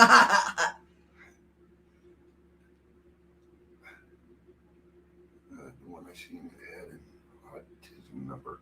Yes, that was the Tennessee Ghost Race. Chasers. For some reason, that's just not, they're the ones that did Haunted Towns. They did the live hunt. They used to do the live hunts. Well, they did a couple of them anyway. And in every episode, at the end, they always try to build this trap in hopes that they could catch a spirit. That was cool to watch. I used to love it, yes. They never did catch one. No, one they thought they did. They thought they did, but they didn't get it. Yeah, it didn't. At least it didn't show in the Faraday box. Yeah. But to me, wouldn't it, putting something in the Faraday box, wouldn't it, I know it, I don't know. To me, it's like, it'd be like passing it through a portal and like scraping it out or pushing it out to me. I don't know. They're really good, Heather. They're really good. Yeah, they're kind of entertaining. Yeah. That one dude got such a southern drawl on him. That's true, Patrick. It could, but that's why I want to do it. I want to experiment. Right, Skook. But to me, it feels like if you're going to put something in a Faraday cage, it's going to not let anything communicate at all, if that makes sense. It's like, it won't have enough energy. Yeah, because it can't break through that barrier. You got more of the story we get it over with? Or is that the end of the story? No, I still got. Yeah. And so I just, that's the only thing I didn't understand about that show. Because I believe that big thing at the end was a big old Faraday cage. So to me, it was like they were pushing, as they're putting the item that they thought they trapped the spirit in, into the Faraday cage, that barrier's getting busted. And I don't know. Maybe I'm wrong. You know me, but it's just how I think. Okay, so we have how to create an astral plane portal using a mirror. Yeah, Eli would be trapped forever. A cage full of pizza. Oh yeah, he would so be trapped forever.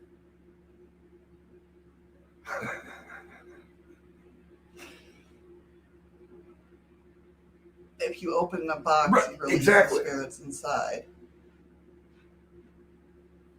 Well, now we know how to trap Eli. This is true. Freaky says we got the rest of the year to hear the stories, don't we? Maybe. Mirrors are not bad per se. One thing you need to remember is that mirrors and other reflective surfaces are simply ordinary everyday objects until they start gathering energy. Once a mirror gains energy, then it may no longer remain just an ordinary object, but a powerful magical tool. Allow me to explain. Your mirror and your energy. Please do. Every person's thoughts, emotions, desires, intentions, and actions are made of energy. So everything you think about, feel, want, wish, or your actions and your reactions all radiate energy. So what if I just got this whole thing? Oh, shit. So, like, when I was younger and I used to be pissed off at somebody, I would go to my mirror and tell that person off in the mirror, right? Not myself, but just pretend that that person was staring You're at me. projecting your energy towards... So what if I, like, all these evil things in this mirror is, like, what I'm yelling at is making... Or kind of person that, like, practices their speech in front of the mirror, right? Carol X013. Hey, Carol. How you doing, hon? So what if people that, like, practice their speaking in front of a mirror, but they're putting all that good quality speaking material into that mirror person and taking it away from them? I don't know. It's just how my brain works. Does that make sense to you guys?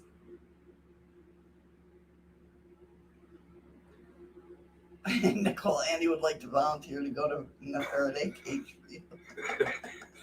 That's true love. But yeah, I don't know. Like, I mean, what if you're pushing all that anger that you're speaking? We're buffering now? Or what, we are? On dlive.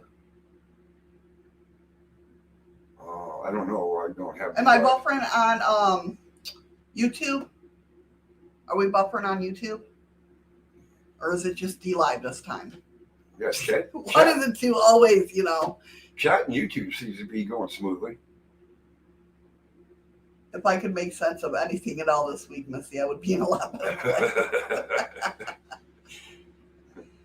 But I'm just, I don't know. That's just how my brain goes. So Heather, stay safe. Yes, please, Carol. No, Heather. She said it's Heather. Storming bad there right now. Oh, Heather, definitely be safe. Carol's cleaning up from the storm. Yeah, the storm. Yeah. So, I'm not buffering for you, Ron. He's over on dlive. Shadows. Heather said it's okay on dlive for me. So it's got to be your computer, for Patrick. Yeah, Freaky Geek, but I'm just thinking, like, are you releasing those feelings or that self-confidence into the mirror? Remember the Saturday Night Live, Al Franken talking? Yes, I do remember that. Okay, too. Patrick said it's back now. Okay. All right, so. Okay, So your mirror energy. So it all radiates energy into the mirror, right? Some of these energies that you emit, both positive and negative, get lodged and embedded in the objects around you. And more personal and precise is the object to you, the more of your energy gets imprinted onto it. A mirror is very receptive to these energies because looking into the mirror is a very personal and intimate experience. Each time you look into a mirror, there's an urge of energy and a surge of energy that you emit. It could be dismay, vanity, pride, self-doubt, and so on. These energies get imprinted in the mirror that you are using. And even if you're not exactly thinking about yourself while you brush your hair, shave, your mind may actively thinking about a memory, a future event, or someone you're angry with.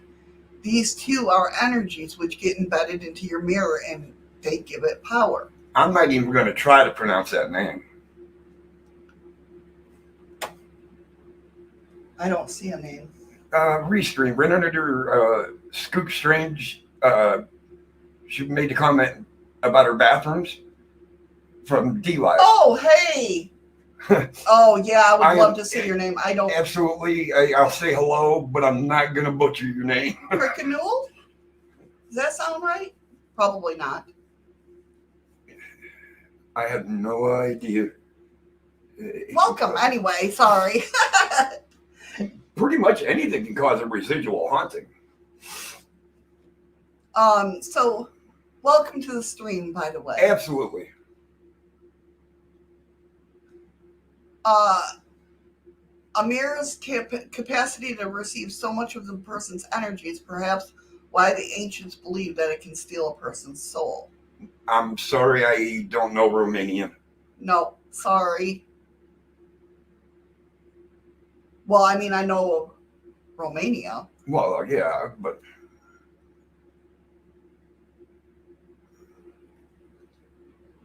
Love walking out on a good storm, Heather. Let me tell you, I love good storms, good thunderstorms. I think I said that before. We don't have them here. Yeah.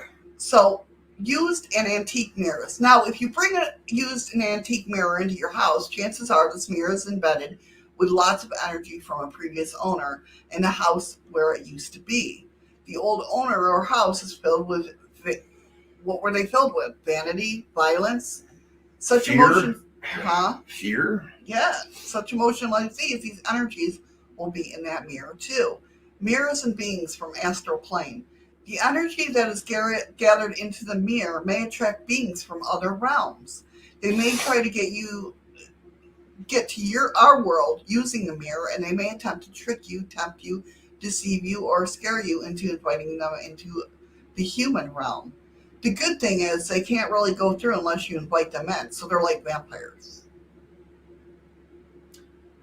Mirrors and clairvoyant psychics. A psychic may use a mirror to look into the past, present, and future. Not only psychics, because a mirror is easy to focus on.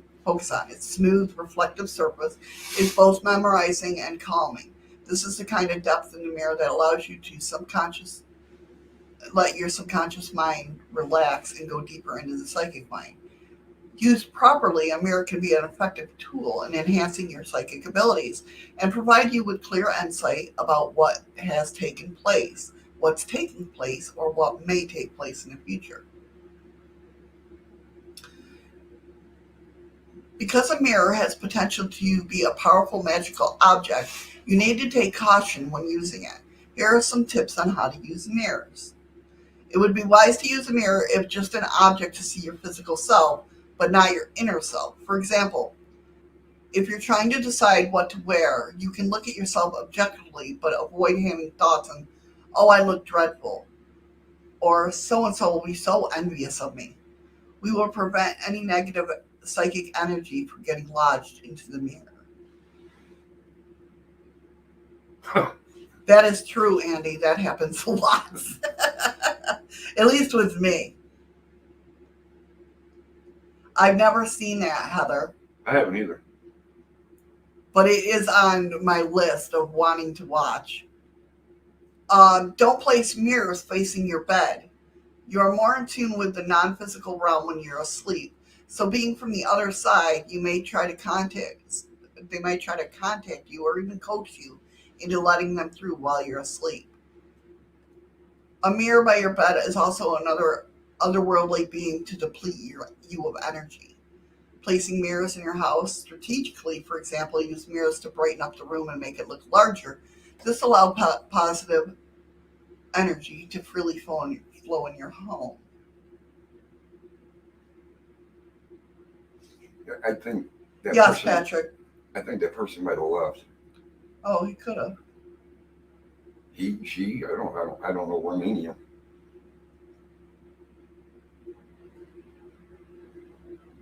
Mirrors always know when I look in the mirrors by her. And don't put a mirror directly facing your door, as the positive energy that enters your homes will be deflected back out, which I know. I read a lot of Tai Chi, not Tai Chi, but Feng Shui. Feng Shui? Feng Shui, that too. And yeah, I remember mirrors are a big part of that. Mirrors can be as powerful as you make them to be. Used properly, mirrors can be an excellent ornament to have inside your house or office. Heard that, Scoops. Powerful psychic tool that can also be carried with you. So pretty wild, you know? Learned a lot about mirrors today. What's that? We learned a lot about mirrors today. Yeah. I don't know. I thought it was interesting. Your camera keeps flickering in and out. Does it? Yeah. Is that better? Yeah. I'm flashing. That's me flashing.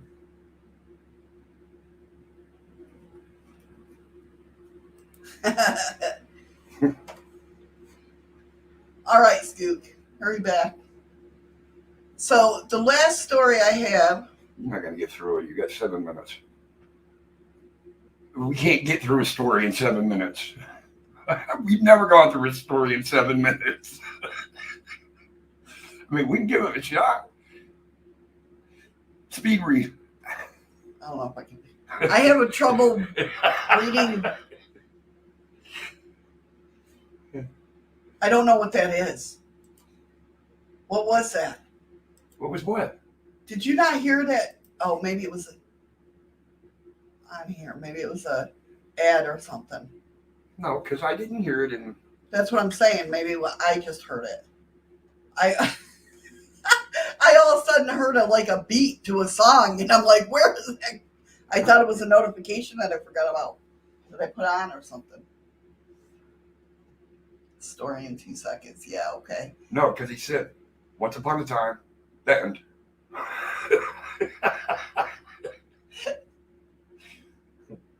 All right, then I won't do the story. I told you, you'd have done it in 6 minutes. I can't do it in 6 minutes. You know me. Come on now. Because you know somewhere. Not with you interrupting me. It's Andy's fault. Damn it, Andy. What the hell? It's Andy running and Freaky Geek. They always make me stop. Now he's blaming all you guys. See how he is? I tell you. Welcome to my world. It has been noted. Thanks, Ron.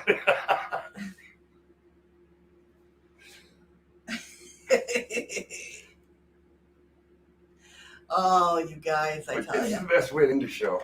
Huh? Who are you on? Your camera just did it again. Probably because I'm yeah, I know. What are you doing? What do you mean, what am I doing? Your camera is steadily blinking gray. It's OBS. They're like, it's time to wrap up the show, damn it. It's not their freaking problem.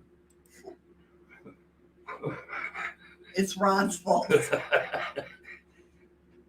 Freaky Geek, listen, I don't want to hear about your exploits there, your hooking. No, I know what you mean. No. I can crochet. I like crocheting. Well, I like crocheting. My fingers don't. Because I have this problem. I don't know if you can see that, but that's right, Andy. It is. The old bastard system. That's what OBS is. No, I thought it meant syndrome. Old bastard syndrome? Are you saying I'm an old bastard? No, I am. That's why it keeps blinking on me. Oh, it's your eyes. It's your system. Heather crochets too. Awesome. My mom was a big crocheter. She used to make everything from blankets to doilies. I used to hate. I always had to roll the yarn into balls for my mom. I had to do that too. And it was like one of my chores. It wasn't something that I did to be nice. Eli, why are you sad? Don't be sad. Macrame. I'm actually picking up. You know what? It's funny you said macrame because I was reading about doing macrame with my dream catchers. See, I don't know how to crochet. The only thing I know how to do is pay somebody to do it for me. I can crochet, but just not a lot. Oh, and I do still have to go to the post office today. Yes. Yes, he does. It definitely should be there today.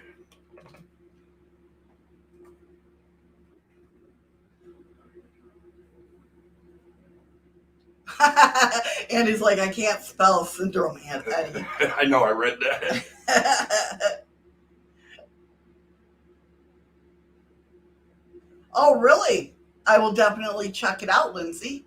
Patrick, he says, likewise, Eddie, laugh out loud about paying somebody to do it for him. My mom used to get mad at me because she'd be like, I'm going to make you an Afghan. What colors do you want? And I'll be like, blue and black. And she's like, why? She's like, black is the hardest color to crochet. Sorry. Because my mom was one that was very particular on her crocheting. Like, she'd get baby. I remember her making these big ass doilies for big round tables. And like, she'd have a mistake in the middle of it. And she'd pull that thing all the way out. And I'm like, why? Nobody's going to notice. She's like, I notice. Yeah, I guess we can start wrapping this up. I sewed too. I got your tacky Christmas. I love it. Lindsay, I love it. Mrs. Kitten's back. Hey, welcome back, kitten. How are you? So, guys, you know what time it is? It's that time. It's that time. That's what time it is. Where we all head over. Yeah, Patrick, that drives me nuts. Where we head over to that channel right there that I shared. And I put 200 lemons in the chest. We're going to go ahead and drop them in a few minutes, or a few seconds, I should say. So hype up that chat. Hype it up. Hype it up. Bye, Lisa. Welcome back, Scoot. You're back. Take care, Lisa. Back just in time to hear the ending of the show. I know. You see how he is? So I want to say fist bumps, hugs, stay safe, stay strong. Maybe I'll see you guys tomorrow. I'm not sure. He might come into half of it. Yeah. So get on over to dlive. Hey, Scoot. She's over in dlive. Are you guys ready for the lemon drop? Get your lemons. I have clicked the chest. I am distributing the rewards. Andy says you put 200 lemons down your chest, Missy. I did. Fruity.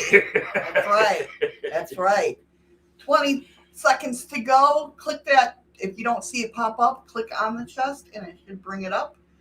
Get your lemons. Bless you too, Nicole.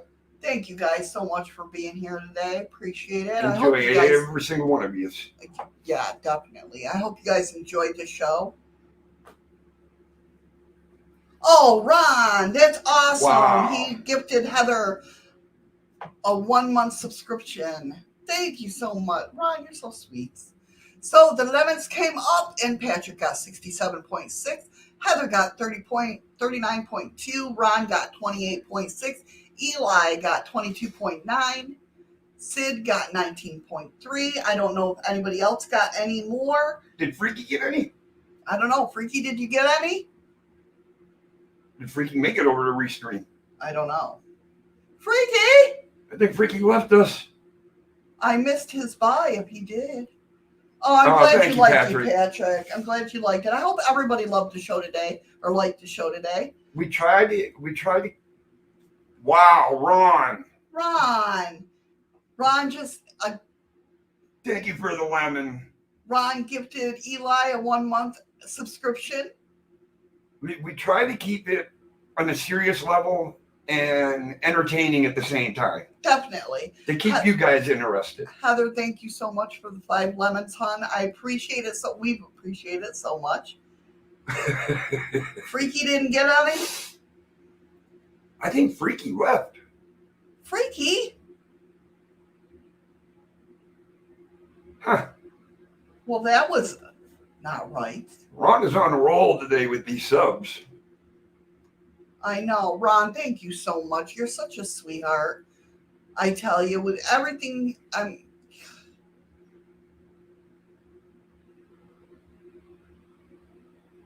was trying to see if I seen Freaky Geek say bye. No. I hope maybe he lost internet right at the wrong time. Maybe, or he was trying, I don't know. But anyway, guys, thank you so much for being here. Each and every one of you are so appreciated. I hope you guys know that. Maybe, Andy. Yeah, exactly, Patrick. We're all human. You know, we love to laugh, but we want to get these stories out too. But that's exactly why I Thank you for the follow, Real Life, YT. Wow, Real Life, thank you. But this is why I started my show for Saturdays and Sundays. Just to sit and laugh. Yeah, exactly. Always, do you remember that Eddie does his shows on Saturdays and Sundays, which is just basically coming in and talking shit. It's an open forum, just no religion, no politics. Thank you, Sid, Thank for you, the Sid. lemons. I appreciate it. We appreciate it so much. I'll get this week down. Oh, Lindsay, you're welcome. I'm glad you enjoy it. I'm really glad you guys enjoy the shows. Okay. Ron's a mooner. Yeah, what else is new? Ron's mooning over there. I Again, got to go get ready to go to the post office. yes, have a great day, everybody. Take care. Be safe. Just a shit and what, Eddie? And remember, guys, try to find something today that makes you smile with your eyes. Tomorrow is True Crime Tuesdays. We got some stories of missing 411 people, what happened, some murders, some not knowing what's going on, missing people. What Patrick missed? Sorry I missed it. Thanks anyways. Sorry, missed what? Thank you for the ice cream, Joanne. I appreciate it. Yes, thank you. Because I'm not her co-host. She appreciates it. Oh, I think your shows. Oh, it's okay. I mean, if you can make it, you can make it. Yeah. But yeah, just Saturdays and Sundays is open forum. We just sit, laugh, and have fun. Okay, Pammy. All right. I will definitely get them all situated and we'll show them. Yeah. Trying to keep them coming. Oh, thank you, Scoot. Very much appreciated. And she said you had the permission for the pics. Yeah. Day 15? What about day 15? No. No, what are you talking about? We're past day 15 with the magnets. If that's what you're talking about. Today was like day 21. Andy, you're in a flashback. Is that what you're talking about? Day 15 today. Oh, speaking of that, Andy, I did listen to Scared the shit out of me. I'm sorry. The MP3 that you sent, that, oh my God, that was amazing, dude. Pam, you have a great day too. That was amazing. Yeah, that sounded sweet. The gift. Oh, because Ron gifted. Oh, day 22, you muppet. Today was day 20. Today was day 22. I'm so confused now. I have no idea what the hell's going on. But that was awesome, Andy. I could sit there and listen to that music and just Chill. veg out. Yeah, I mean, really, that is very, very freaking cool.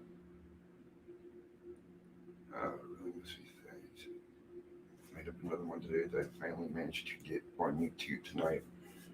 Cool. Well, Cool. I'll look for it. Yeah, I'm going to have to find it because, dude, that music was phenomenal. Freaky Geek. There he is. Oh, he's back? Yeah, you missed the chest. Sorry, buddy.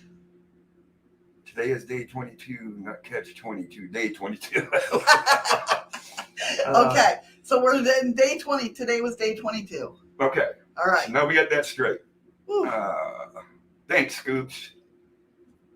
Welcome back, Freaky Geek. Unfortunately, yes, you missed the chest. I'm sorry. Yeah, we just been said. We were worried about you, though. We were like, well, I didn't see Freaky Geek say goodbye because we asked. Yeah, you just kind of went poof. He went poof.